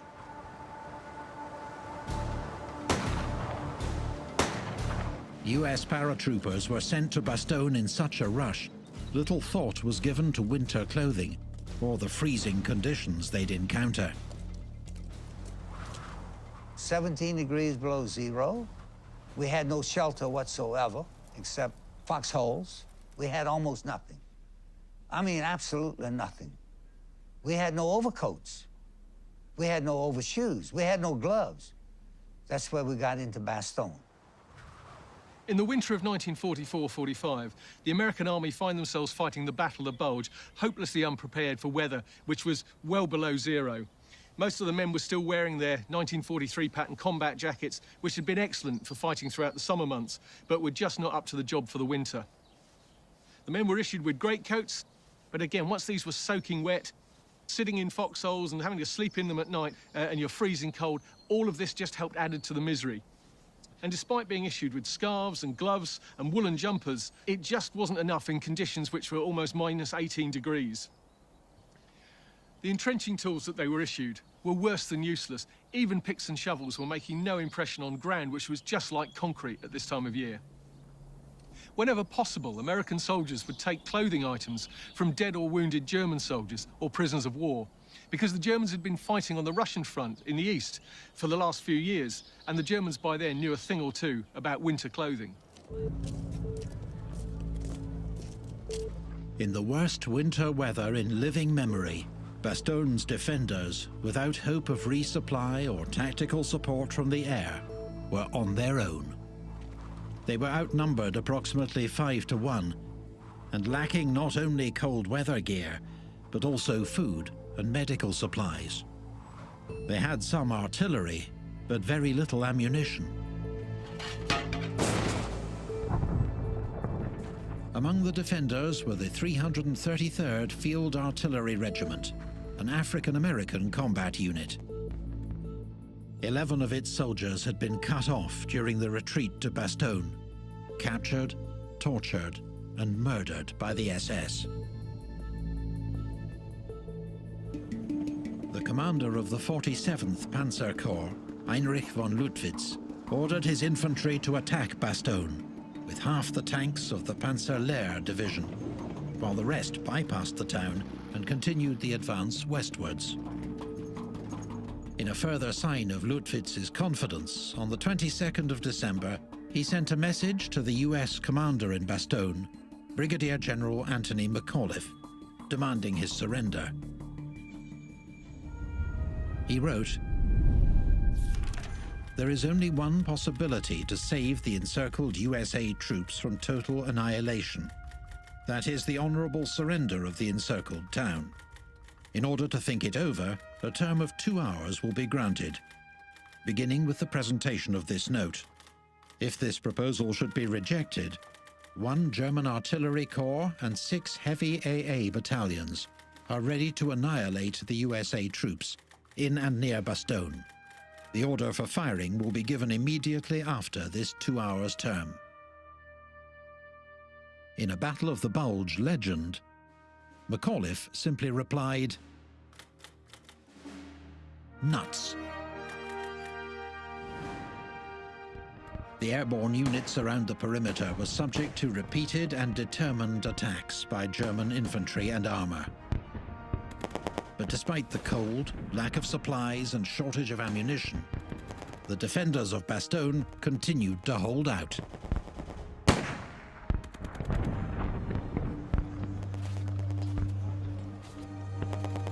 In a few cases, the extreme cold could be a lifesaver.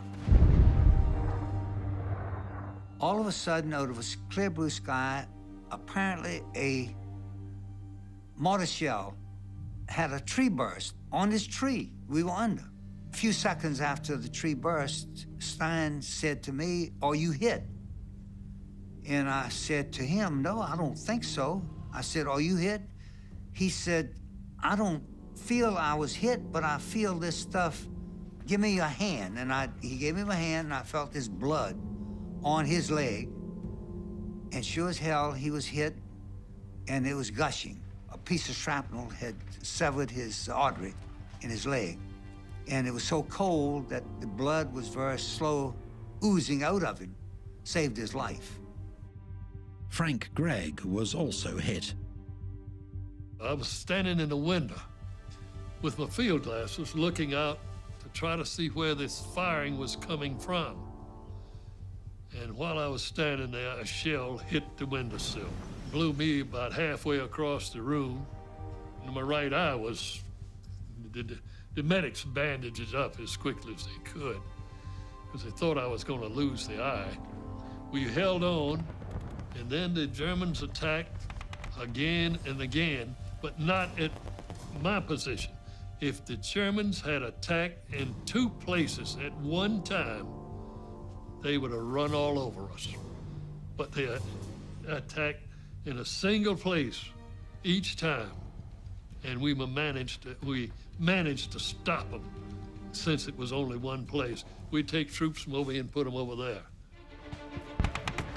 For the first week of the German offensive, heavy winter cloud cover had denied the Allies use of one of their greatest assets, air support.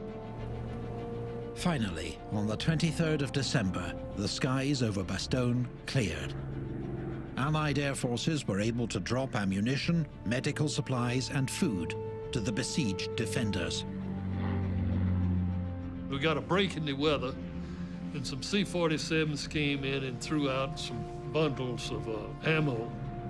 And we got the ammunition in and distributed, and then there was a little food. And they had about, I guess there must have been 5 medical officers came in and parachuted in and sent them to the aid station. And they started working on the aid, on the people who had been wounded, our people. And I was glad I did, because 2 days later, I was back there myself. By the 23rd, the Germans had seized the crucial crossroads at Saint-Vite, and some units had managed to advance as far as the River Meuse. But the battle was now starting to turn against them. While units of the German army had made it to the Meuse, they hadn't made it in any kind of strength. And there was no ability for them to actually get over the river, either in terms of numbers or in terms of the supplies and fuel that they had. And while St. Vith had fallen, the American forces had only dropped back as far as the nearest geographic feature behind it, a ridge behind St. Vith itself, making the town much less useful as a way of getting forces forward. Meanwhile, Kampfgruppe Piper had been cut off for 4 days and had to abandon their tanks. The survivors were now trying to make their way back through the forests to the German lines.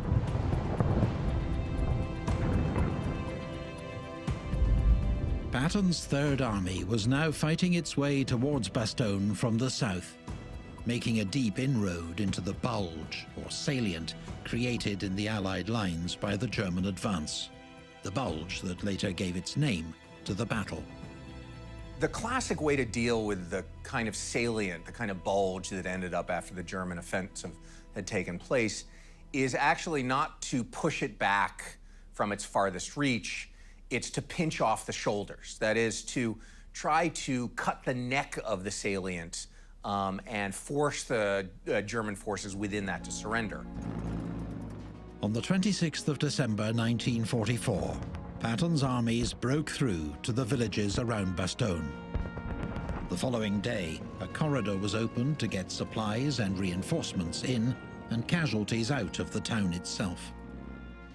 The week-long siege of Bastogne was over. You understand, the 101st, we were glad to be relieved at Bastogne. I was down to my last box of ammunition. We had no food, and we were hurting. But we were a cohesive unit.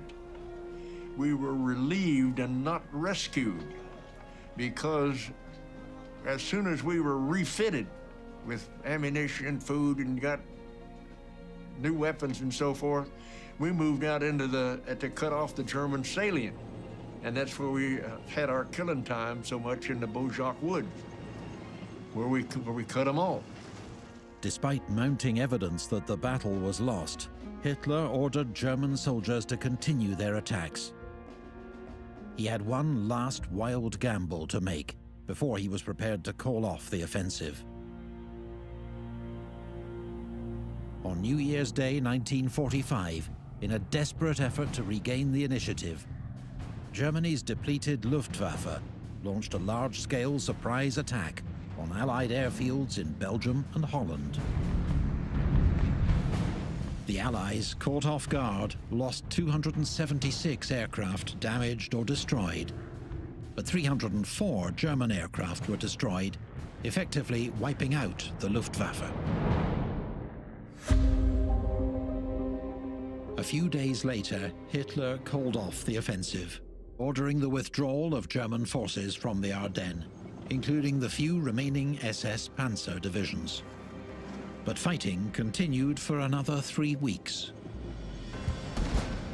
Throughout January, Allied counterattacks from the north and south pushed the Germans back, and vital crossroads were recaptured. By January the 25th, the Battle of the Bulge was over.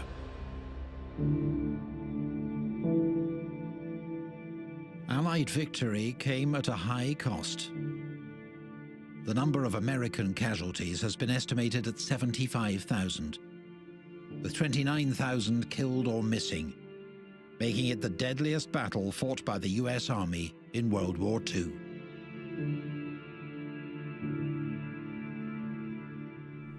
A lot of the people who were wounded because of the cold died before they could be attended to. In other words, you go into shock and you freeze to death. Sub-zero temperatures added to the suffering on all sides, with numerous cases of frostbite and trench foot. Hospitals were filled with GIs with frozen feet. And when you get trench foot, they just amputate. German casualties numbered between 67,000 and 98,000, with at least 34,000 killed or missing. They lost more than 600 tanks and assault guns, and the Luftwaffe was now a spent force. In contrast to the Allies, these were losses that Germany could not replace. With the failure of the Ardennes Forest, even any kind of negotiated peace was clearly off the table. And the German government began to think about how the war was going to end and whether unconditional surrender was the best possible way to go. It's at this point that Hitler really begins to descend more into fantasy. He doesn't want to concede that the war is lost, and so he begins to really become delusional about what's going on. Hitler's last desperate throw of the dice in the war in the West had failed. Now, with the Russians moving into central Germany, the Nazis were getting ready to make their last stand.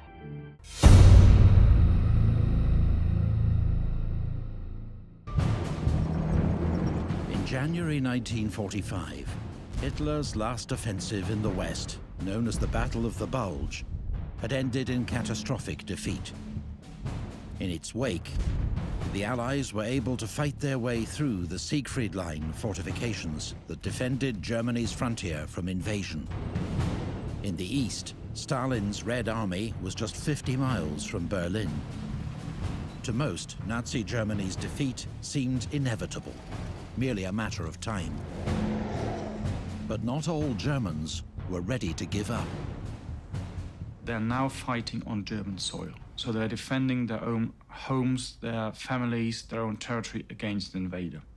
Another reason is fanaticism, particularly amongst the younger ones that are now getting drafted into the army, so the 16, 17-year-olds, because these are people, or young people, who've only known the Nazi state, who've only known Nazi propaganda.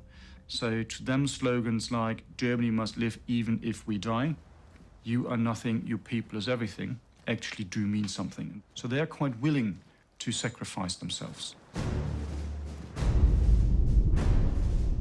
Adolf Hitler hoped that the River Rhine, the last great natural barrier between the Western Allies and the German heartland, could be used to inflict a crushing defeat on British and American forces, transforming the strategic situation.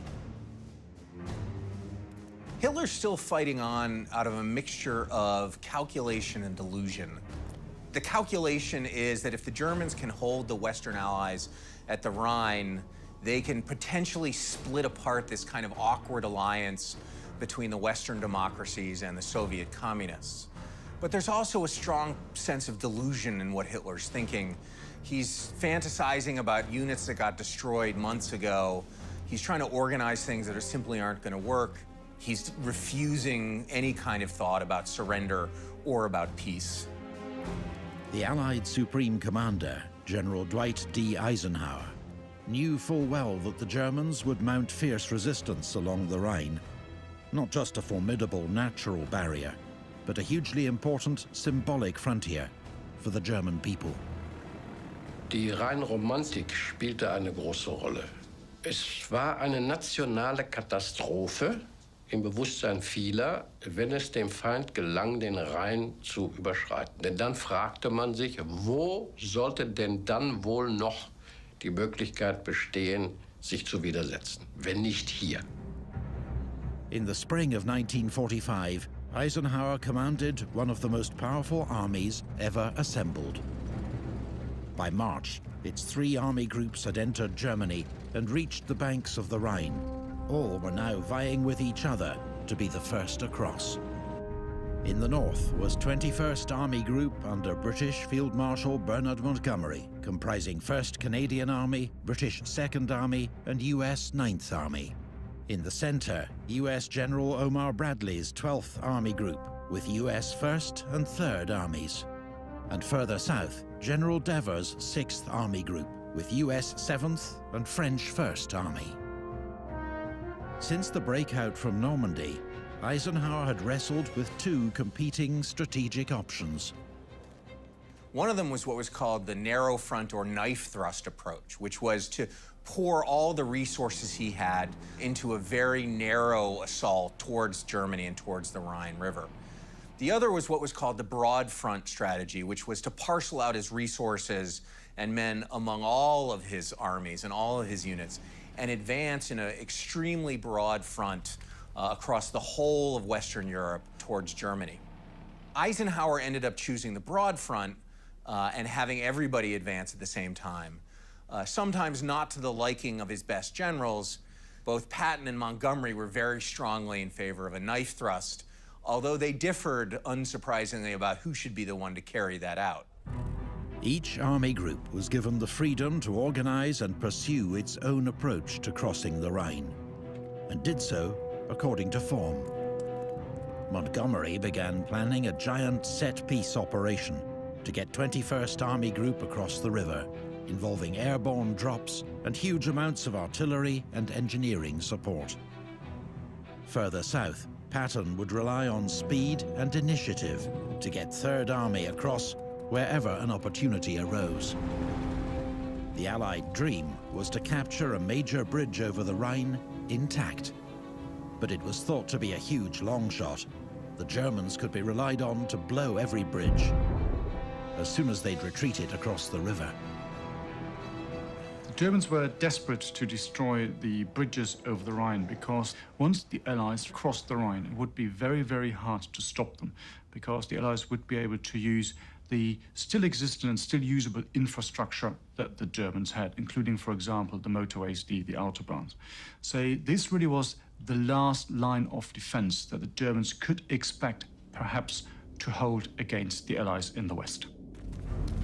But a bit of luck and American improvisation was about to hand Bradley's 12th Army Group one of the greatest opportunities of the war, at a town called Remagen. On the 7th of March, scouts of the US 9th Armored Division arrived on a hill overlooking Remagen. They were stunned to see the 350-meter-long Ludendorff Bridge still intact. Here was a chance for the Allies to leap the Rhine in a single bound. But the town of Remagen and the bridge itself was crowded with retreating German soldiers, refugees, and vehicles. And I can remember seeing people running, soldiers and civilians, going across the bridge, German soldiers and German civilians crossing the bridge, and at the other side of it, it was a high hill, and the railroad track went through a tunnel. And so it was a good view of that from where we were over there. General William Hogue, commander of Combat Command B of the 9th Armored Division, arrived on the scene. An experienced engineer officer, veteran of D-Day and the Battle of the Bulge, he quickly took charge of the operation to seize Remagen and rush the Ludendorff Bridge before the Germans could destroy it. Fortunately, his division could call on the newest model of American tank, a much-needed replacement for the iconic but vulnerable M4 Sherman. The M26 Pershing tank is one of those what might have been stories of World War II. As soon as the Sherman tank went into production, the American military starts designing a replacement vehicle. But the Americans fighting in Europe have a major set of issues. If they start importing different tanks to Europe, bigger tanks, there's going to be transport and logistics issues. So the Pershing actually only gets into production later in 1944. 20 of them are rushed across to Europe as something called the Zebra mission. They're almost being tested out in combat. And this tank suddenly gives the American a real big advantage. It's got this massive 90mm gun on it. The firepower of this is better even than that on the King Tiger. It's got a powerful new engine. It's got wider tracks and thicker armor at the front, so the crews feel safer when they're going into combat. With Pershing tanks quickly silencing enemy opposition, Remagen was soon taken, and the Americans turned their attention to the bridge. Unknown to the Americans, the Germans had already tried to blow the bridge once, but the explosives had failed to detonate. A second attempt had only damaged it due to a lack of the right explosives. They asked for 600 kilograms of explosives, but they're only given 300. And they do find out that these 300 are actually of a lower quality than the normal explosives they would have expected. These were from mines, so we're used to blow mines rather than blow up bridges. That's the only bit that explodes and it leaves the bridge intact. In the aftermath of the explosion, an American infantry company was ordered forward to take the bridge. Auf einmal kam ein amerikanischer Soldat von der letzten Straße, die heute noch ist, in Remagen, in Richtung Brücke und ging allein mit seinem Gewehr im halben Anschlag an einer Mauer vorbei, Schritt für Schritt, sichernd. Wenn so sein, so 200, 250 Meter und nichts passierte. Das habe ich mir alles angeguckt. Und dann stand ein erster amerikanischer Panzer direkt neben der Brücke auf der Remagener Seite.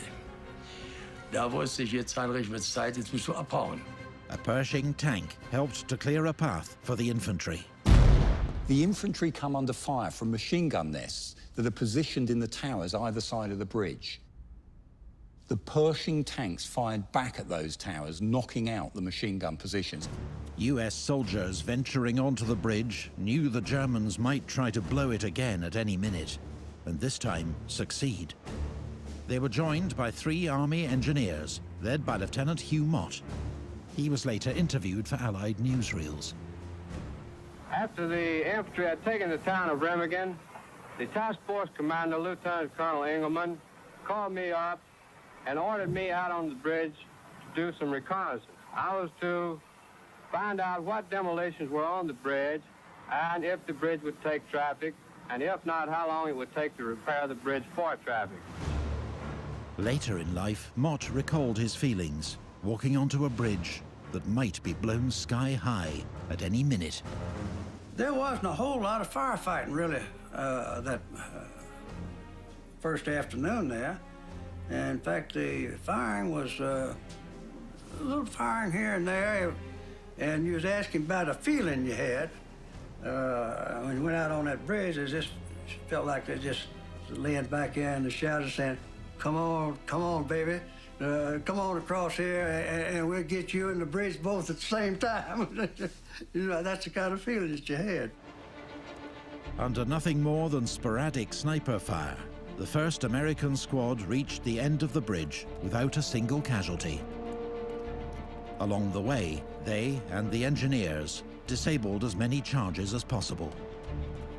Some of our friendly engineers from the 9th Armored Division running along the bridge, and when they'd see a wire, they'd reach down and pull it out.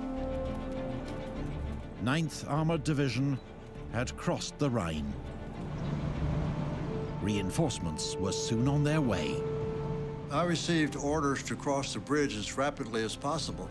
We had some of our infantry across before us, but I was the first complete Allied or friendly company across because I had my cooks with me. The infantry who were with us had their cooks back with the battalion trained behind us, so my company cooked the first hot meal on the far side of the Rhine. Just 24 hours after the capture of the bridge, local commanders, with Eisenhower's support, had got 8,000 troops across the river. But engineer Frank Cam had concerns about how long the bridge would stay up.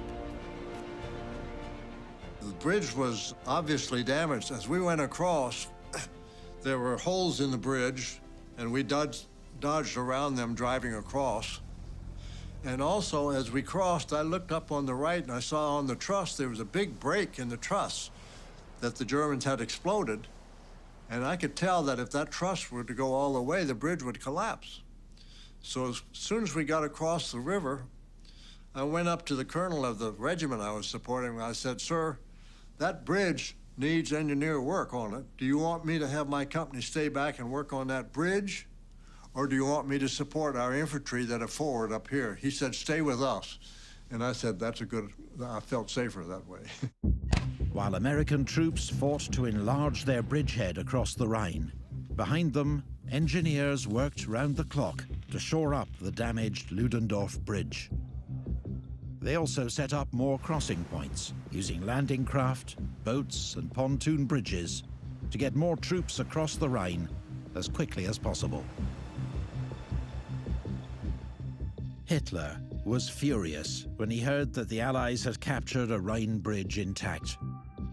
He immediately ordered reinforcements be sent to wipe out the American bridgehead. and the bridge be destroyed at all costs. He also demanded that the officer responsible for it falling into Allied hands was shot. Man muss sich so vorstellen, dass der Hitler schon jemanden ausgesucht hat, der in seinem Sinne ein Urteil fällen wird. Also man konnte von vornherein davon ausgehen, irgendein Schuldiger, wenn nicht 2, 3, 4, 5 Schuldige, werden gefunden werden. The man held responsible for the loss of the bridge was Major Hans Scheller. His wife remembers the moment she learned of his fate. Mittags um 2 bei den Nachrichten, den Militärnachrichten. Da wurde es gesagt, dass wegen Feigheit vor dem Feind und Dienstverweigerung hingerichtet worden wäre, verurteilt und hingerichtet worden. Das Urteil wäre bereits vollstreckt. The Germans were much more aggressive about punishing their own soldiers very harshly. They shot tens of thousands of their own men during the course of World War II. The majority on the Eastern Front, but thousands on the Western Front as well, for offenses ranging from desertion to stealing to rape to cowardice, for all sorts of things. But in comparison to the Allied armies, where only a few, if any, soldiers were executed for crimes of any sort, the Germans were quite willing to shoot their own men and did it tens of thousands of times. One officer who was not shot, but only sacked, was the German commander in the West, Field Marshal von Rundstedt, a convenient scapegoat for the blunder at Remagen. He was replaced by a defensive specialist with a brilliant record in Italy. Albert Kesselring was a Luftwaffe general who'd won a reputation as a skilled commander of both air and ground troops. His masterful defense of Italy against 2 Allied armies prompted Hitler to bring him back to Germany to organize its defense against the Western Allies. Able though he was, Kesselring now faced an impossible strategic situation. To try to hold the Allies at the Rhine, Kesselring had at his disposal Army Group H in the Netherlands under General Blaskowitz, Field Marshal Model's Army Group B, and Army Group G in the southwest under General Hausser. There was a fundamental issue because a lot of the troops that were fighting now on the Western Front were either very old men who hadn't been drafted into the army beforehand, or extremely young people who had now just been drafted out of the Hitler Youth. The core of the German army, the very experienced non-commissioned officers and also officers, most of them had by that stage disappeared. So the army as a fighting organization is actually is not performing particularly well because they don't have the right manpower, they don't have the right training, and also they don't have enough of the needed material and the equipment. Kesselring's first priority was to eradicate the American toehold across the Rhine at Remagen.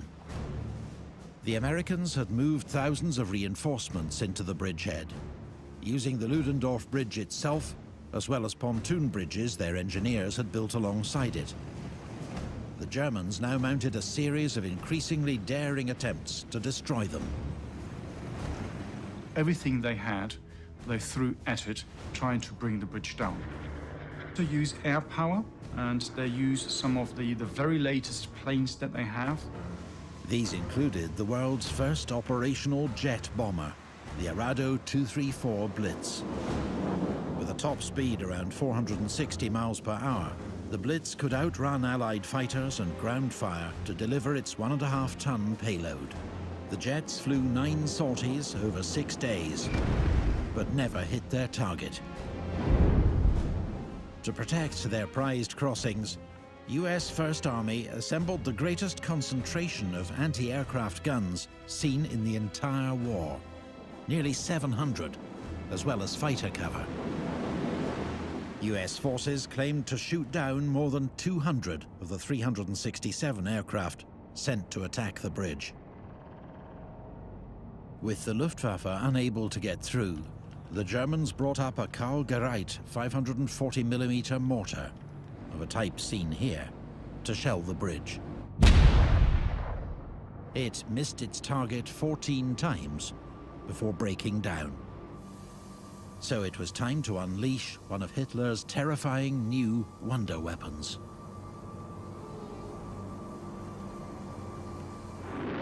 Hitler then orders the rocket V2 to be launched and fired at the bridge, which really concerns and surprises a lot of the German military because they know that the accuracy is quite low. So they fire 11 of them in total. They all miss. The only thing they do hit is a number of German towns, killing German civilians. But again, the bridge remains intact. Finally, Otto Skorzeny, the legendary head of a shadowy SS Special Forces unit, dispatched 7 Waffen-SS frogmen downriver with explosives to blow up one of the pontoon bridges. But the Allies had a secret weapon of their own. This is the Canal Defence Light. It was given that name because it was a secret project. The idea was that in a barbette, or like a turret on the top there would be a carbon arc light in there, which puts out about 13 million candle power. And they could actually set off a shutter that would flash across the light once or twice every second, and that would lead to almost blinding the person who was looking back at it. The Canal Defence Light on the American side did play a very important role in preventing the bridge from being blown up, because they spotted the frogmen as they were approaching. Having said that, it's a combination of factors really that resulted in the frogmen not being successful. And in addition to the searchlights, it's also the simple fact that these frogmen were exhausted and extremely cold, so not really able to react particularly rapidly to new situations and to being caught in the searchlight. The SS frogmen never stood a chance in the freezing river. All were either killed or captured.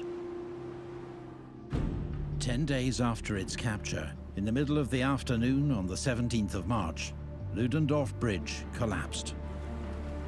The German demolition charges, the strain of constant use by heavy vehicles, and near misses from German bombs and shells had finally taken their toll. 28 US Army engineers were killed in the collapse. Men who had been working on the bridge to make it safe until the last minute. Dozens more had to be pulled from the river, many with serious injuries.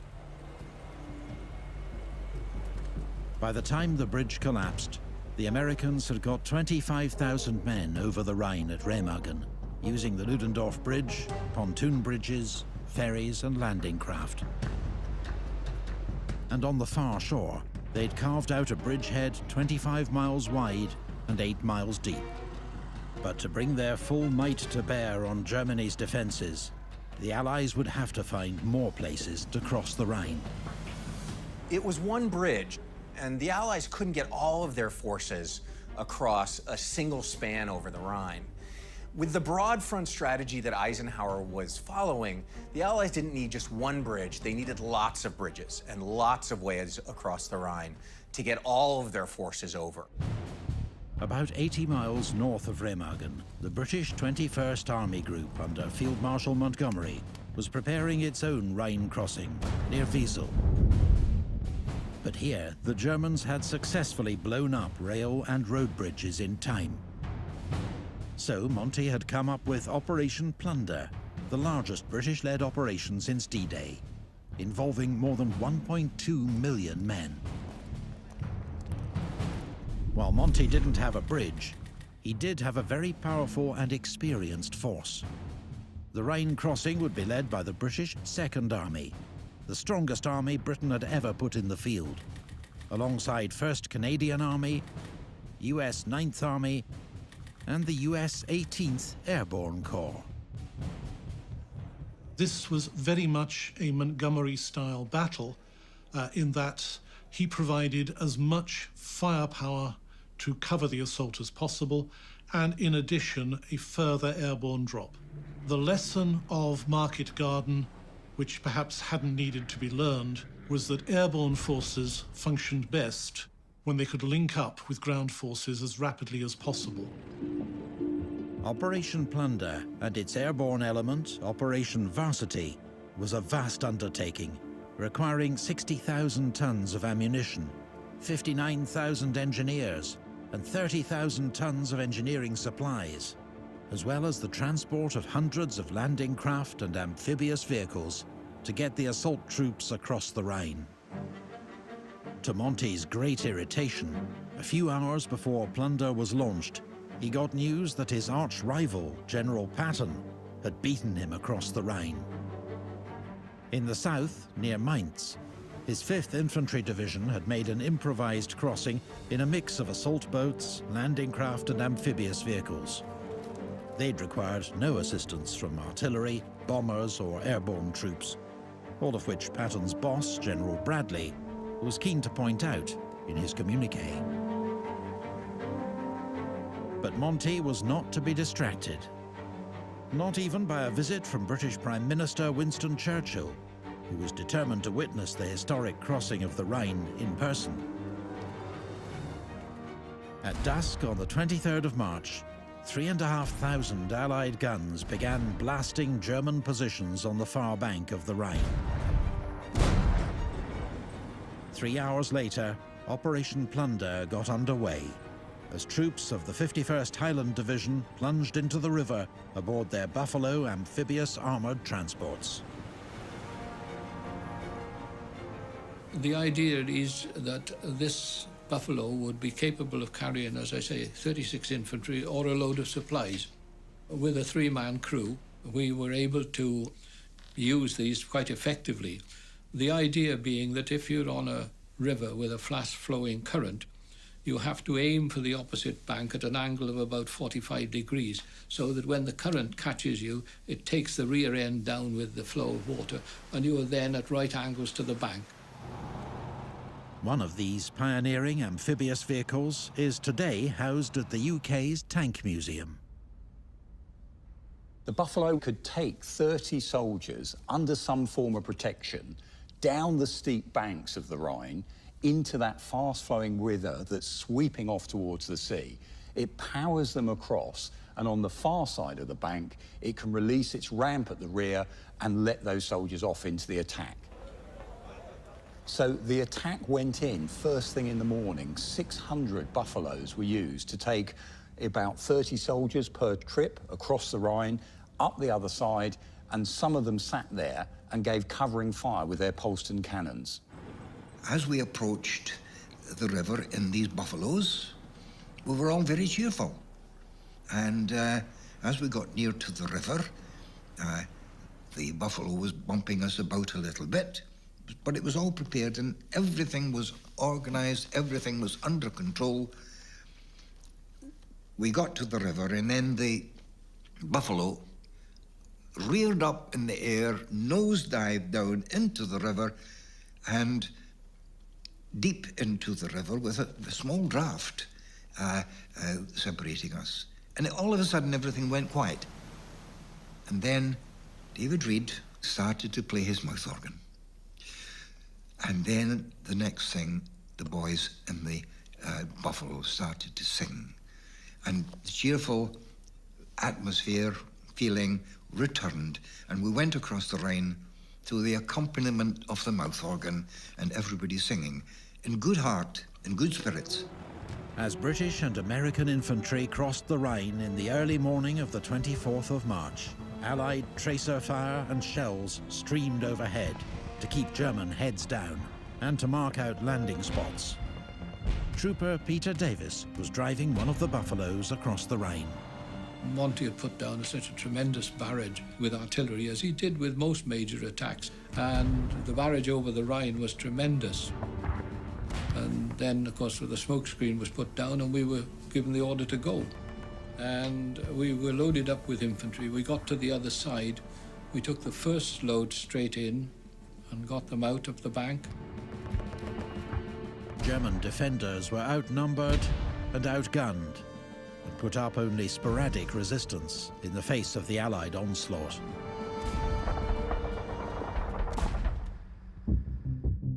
The man responsible for coordinating German defences along this stretch of the Rhine was General Johannes Blaskowitz, commander of Army Group H.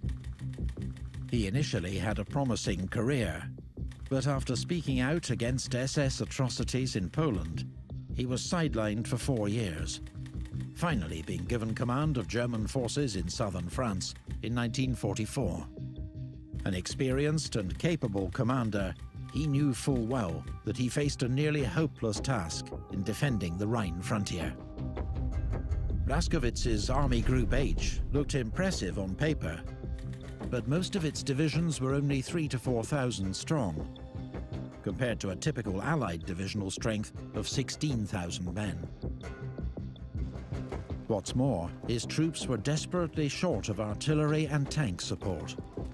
The entire Army Group could muster barely 200 tanks and assault guns, against the might of 5 Allied armoured divisions with more than 1,000 tanks.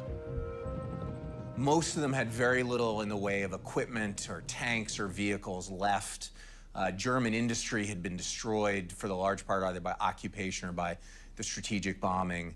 And so the German army in 1945 is really a shadow of its former self, fighting more out of habit, more out of loyalty, more out of a lack of anything else useful to do, and in the desperate hope that maybe Hitler would come up with a wonder weapon that would transform the war, that maybe they could preserve their families and their home societies, but with no real strong hope for the future. Few German soldiers wanted to die when the end of the war was clearly in sight. Wir haben gekämpft, aber keine Hoffnung mehr gehabt. Sagen wir so. Nicht mehr gehofft, dass jeder hat gehofft, dass wieder nach Hause kommt, dass mir nichts mehr passiert. Und so haben wir uns auch verhalten. Also wir waren keine Kämpfer mehr. With German industry in ruins, priority was given to a cheap, easy-to-produce weapon for taking on Allied tanks. At the same time as Germany was developing massive tanks like this Jagdtiger, they also developed and produced a number of much simpler weapons, one of which is this Panzerfaust. The idea of the Panzerfaust is it's a hollow charge weapon that they could mass produce. And the idea of a hollow charge weapon, there is a cone of explosive in this head lined with copper. By having a blast charge inside this tube, you aim at an enemy tank about maybe 60 meters away, you press down the ignition charge, that forces this projectile towards the enemy tank. It's a very simple principle. When it hits armor, it explodes and it melts a copper lining that will jet through metal, tends to leave on armor plate about a 2¼ inch hole, and that copper jet goes inside the vehicle and quite often ignites a fire inside. So as a simple weapon, they could mass produce this. By late in 1944, they were making 300,000 of these a month. And the simplicity of it meant they could issue it to Home Guard units, Hitler Youth, all sorts of people could use something as simple as a Panzerfaust. But despite its crude effectiveness, the Panzerfaust wasn't enough to halt the overwhelming might of the Allied attack. Wenn Sie die Amerikaner gesehen hätten, mit was für Material die ankamen, also das war wie wenn ein reicher Mann gegen einen in 8 Jahre im Gefängnis oder 6 Jahre im Gefängnis sitzenden Halbkranken kämpft. Against scattered, demoralized defenses, 21st Army Group's crossings went like clockwork. Casualties were light. Some units lost more men to friendly fire than to the enemy. As the morning progressed, the Allies launched more amphibious vehicles and landing craft across the Rhine. By 10 a.m., it was clear to Monty that the landings were going better than anyone could have dared to hope. But the next stage of his plan was the most risky, the massive airborne drop behind German lines, codenamed Operation Varsity. It would be the last and largest airborne operation of the war, bigger than D-Day or Market Garden. The aerial armada would consist of nearly 4,000 transports and gliders, escorted by nearly 900 fighters, and carrying almost 22,000 airborne infantry.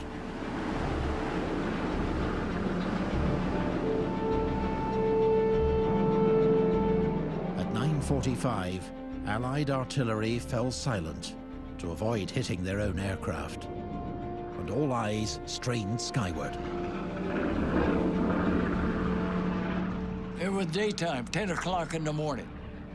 That was the H hour. I was the company commander by that time. I had been given command of B Company in the 1st Battalion. And the ride was, again, pretty much like the Normandy ride. People were probably even more confident than they were on the Normandy show. At first, ground fire from the Germans was light. But as they realized what was happening, more and more guns opened fire. The approaching Allied aircraft were easy targets, slow-moving, flying low, unable to take evasive action during their drop run. The Americans were also about to discover a deadly flaw in the design of their new transport aircraft. During the actual drop, not in my regiment, but the sister regiment, Jump Regiment 513th, lost quite a few flamers, and they were jumping the C-46 that had 2 doors, one on each side. They were jumping both doors out of there. It had fuel systems in it that were much more vulnerable than the C-47. When punctured, the fuel tanks of the C-46 leaked back into the fuselage, turning some into fireballs. After the paratroopers came the gliders, slower, lower, and even more vulnerable on their approach. In all, nearly 100 Allied transport and glider aircraft were destroyed. Airborne soldiers who made it to the ground scrambled to untangle themselves from parachutes or wrecked gliders, often under fire. The elite airborne units quickly got organized and started to fight back. Within hours, they had seized most of their objectives and were linking up with ground forces who'd crossed the river that morning. The 6th Airborne Division, they landed deep on the gun lines, and I remember joining up with them at about 10 in the morning. But their glider-borne people had terrible casualties. I mean, I don't know how many gliders were shot down in that operation, and an enormous number of men killed. But the rest of the operation went pretty well. For all its horrors, the airborne drop had been less costly than anticipated, while the river crossings had proved a stunning success. Monty had parts of 4 infantry divisions, as well as amphibious tanks, and 2 airborne divisions across the Rhine. General Blaskowitz, now alert to the scale of the Allied operation, committed his only reserves in a desperate battle to save the Reich. The 15th Panzer Grenadier Division counterattacked at Reich, while the 116th Panzer Division was ordered to seize back control of the Issel River crossings from Allied paratroopers. But with roving Allied fighter-bombers hitting the German build-up at Issel, as well as fire support from Allied guns on the west bank of the Rhine, the German counterattacks were over almost as soon as they'd begun. Blaskowitz had played his last hand, and all it had achieved was to hold up the Allies for a few hours. Meanwhile, Allied engineers got to work building bridges over the Rhine. The engineers would build first a bridge that could take individual infantrymen across it, and then they would slowly build it out from there using pontoons, using steel segments, using all sorts of different equipment to put the bridge together. And so this quite remarkable engineering achievement has kind of been left in the historical shadow, but it was just as critical as the capture at Remagen to how the Allies got across the Rhine River. When Churchill met Eisenhower on the 25th of March, there was plenty of cause for optimism. The British Prime Minister even crossed the Rhine himself at a quiet sector, spending 30 minutes on the far shore before returning. By the following day, 21st Army Group had 12 bridges in place over the Rhine, and Allied units were beginning to make serious inroads into German territory. German divisions facing the Allied crossing had either been destroyed or were now abandoning their positions to escape the Allied onslaught. We just went through Germany. That was going like a coach trip, really, because there wasn't no one there. They would just go, and they knew they'd lost the war, and they just retreated. Their fighting spirit broken at last, German soldiers began to surrender in ever-increasing numbers. And we started advancing about 8 to 10 miles a day, capturing hundreds of Germans every day. In fact, there were so many of them that our soldiers would just wave them on the roads and have them go back to the roads without guards sometimes. I remember one time when we were over the Rhine, and I saw this group of prisoners here, same as everybody else did. There was about 200 of them coming down. They were running like hell. And I thought, cool, that's good. Now, when they got past us, we realised the person driving them on was our little Sergeant Major. And he was going, come on, you buggers, come on, you buggers. But there were also still many diehards willing to fight to the end for Hitler's Germany. Some were only boys. There was one young boy, 14-year-old. He held us up, and when they found him, well, they couldn't do nothing to him. He's only 14, but he held a whole battalion up, that boy. He got some machine gun or something. He was firing all over the place. We daren't go through. In the end, they found him, and he'd got this machine gun, and he was just firing it anyway. In just 3 weeks, a mix of American improvisation and Monty's cautious, methodical approach had allowed the Allies to break through Germany's last great natural barrier on a 200-mile front. More crossings of the Rhine quickly followed, from Strasbourg to the Netherlands. Soon, some Allied units were advancing 50 miles a day, infantry catching rides on tanks, German towns decked out in white linen to signify surrender. Eisenhower, to Monty's fury, decided to leave Berlin to the Soviets. But the Nazi Empire was fast crumbling. As Allied units made massive inroads into the German heartland, they uncovered the horrifying crimes committed by the Nazi regime. British troops liberating the concentration camp of Bergen-Belsen found scenes of unimaginable suffering.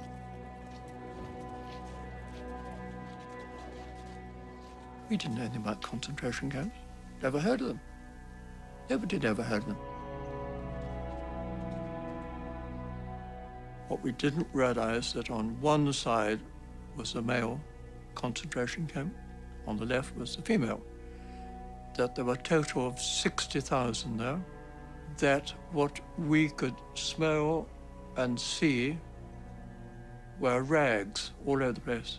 Rags, they wet rags, they were dead bodies, or dying bodies. And the smell was appalling. And if you concentrated on anything, you see that tree there at the bottom of it, or something, occasionally be a little twitch. That person might not actually be dead. As Allied soldiers fanned out across Germany, they sometimes came across the palatial homes of Nazi leaders. Mönchengladbach turned out to house the home of Paul Joseph Goebbels, the propaganda minister under Adolf Hitler. We captured this area and didn't really know whose it was, or except there was a lot of wine and cameras. Goebbels was apparently a big camera and wine collector. For Jewish soldiers of the 29th Division, an opportunity to celebrate Passover at Goebbels' mansion with survivors of the camps became an act of defiance. They wanted to go back to that service because that Passover service in the Jewish faith is the story of the Israelites' freedom from Egyptian slavery 3,000 years ago. They were just liberated from their own slavery in modern times, under Nazi Germany. During the Passover service, the chaplain Plyakov was moved by the presence of what he saw in his congregation there, not just American soldiers, but the folks who were in concentration camps who had survived and who were there in pitiful condition. Many of whom actually, when we were trying to take them back afterwards, several died on the way. We didn't have a chance to do anything except let them do what they begged to have done, to be there at the Passover service. 6 weeks after the Rhine crossings, the Soviets were masters of Berlin, and Hitler was dead. 8 days later, on the 8th of May 1945, the war in Europe ended, following the unconditional surrender of Germany. Ich bin besiegt worden. Ich bin besiegt worden und das hat vielleicht so ein Jahr bis 1,5 Jahre gedauert, bis dass eben auch alle Sachen rauskamen, die passiert sind, Holocaust und so weiter. Und dann kam dann der totale Umbruch, also auch in der Meinung, wie verkehrt das alles war und wie schlimm das alles war. Ne? Aber habe ich mich nicht befreit gefühlt. Ich nicht. Viele mit Sicherheit, aber ich nicht. It was a great anticlimax. It was like a drug. You were on a high of fairly controlled excitement. And my God, it was exciting. And then suddenly it stopped. Germans all quit. For the young men who'd risked life and limb, it would soon be time to leave their comrades and return home, taking memories and experiences that would stay with them forever. When it was over, well, what now? Kind of a flat feeling. I'm going to miss the comradeship of all those guys, and how they got the job done, I don't know. But I'm very proud.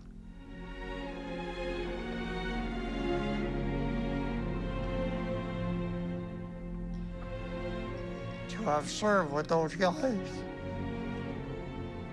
We knew each other better than most people know their own family, because we went through hardships together and we helped each other survive. Der Krieg ist zu Ende. Wir haben sie überlebt. Das war die Grundstimmung. Also, wenn ich überlege, dann kamen am 11. März die Amerikaner hier nach Leubsdorf. Das war die Grundstimmung. Der Krieg ist zu Ende, Gott sei Dank. Die ganze Debatte, sind wir besiegt worden? Sind wir befreit worden? Für diese Gedanken hatte man erst Zeit, als alles vorbei war. I opened the front door because my mother always left the front door open. And I walked in and I said, "Hi, Mom." And she blew up. She just, I was home. That's my story. There was one of my sisters that was on the front porch, and she saw me top that rise and recognized me immediately. And she let out a scream, and I can hear all the way back in Virginia even now, that Harley's home.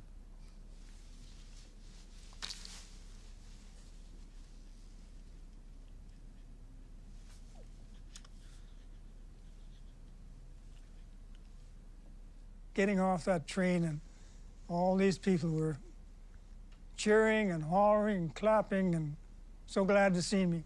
I didn't know half, I knew a lot of them, but and my mother was crying, and I think I was crying. I knew how short life was, And to live through something like that shows you that life is important. Now that I've been in it and through it for 5 years and 3 months, I'm happy that the Lord let me live through this.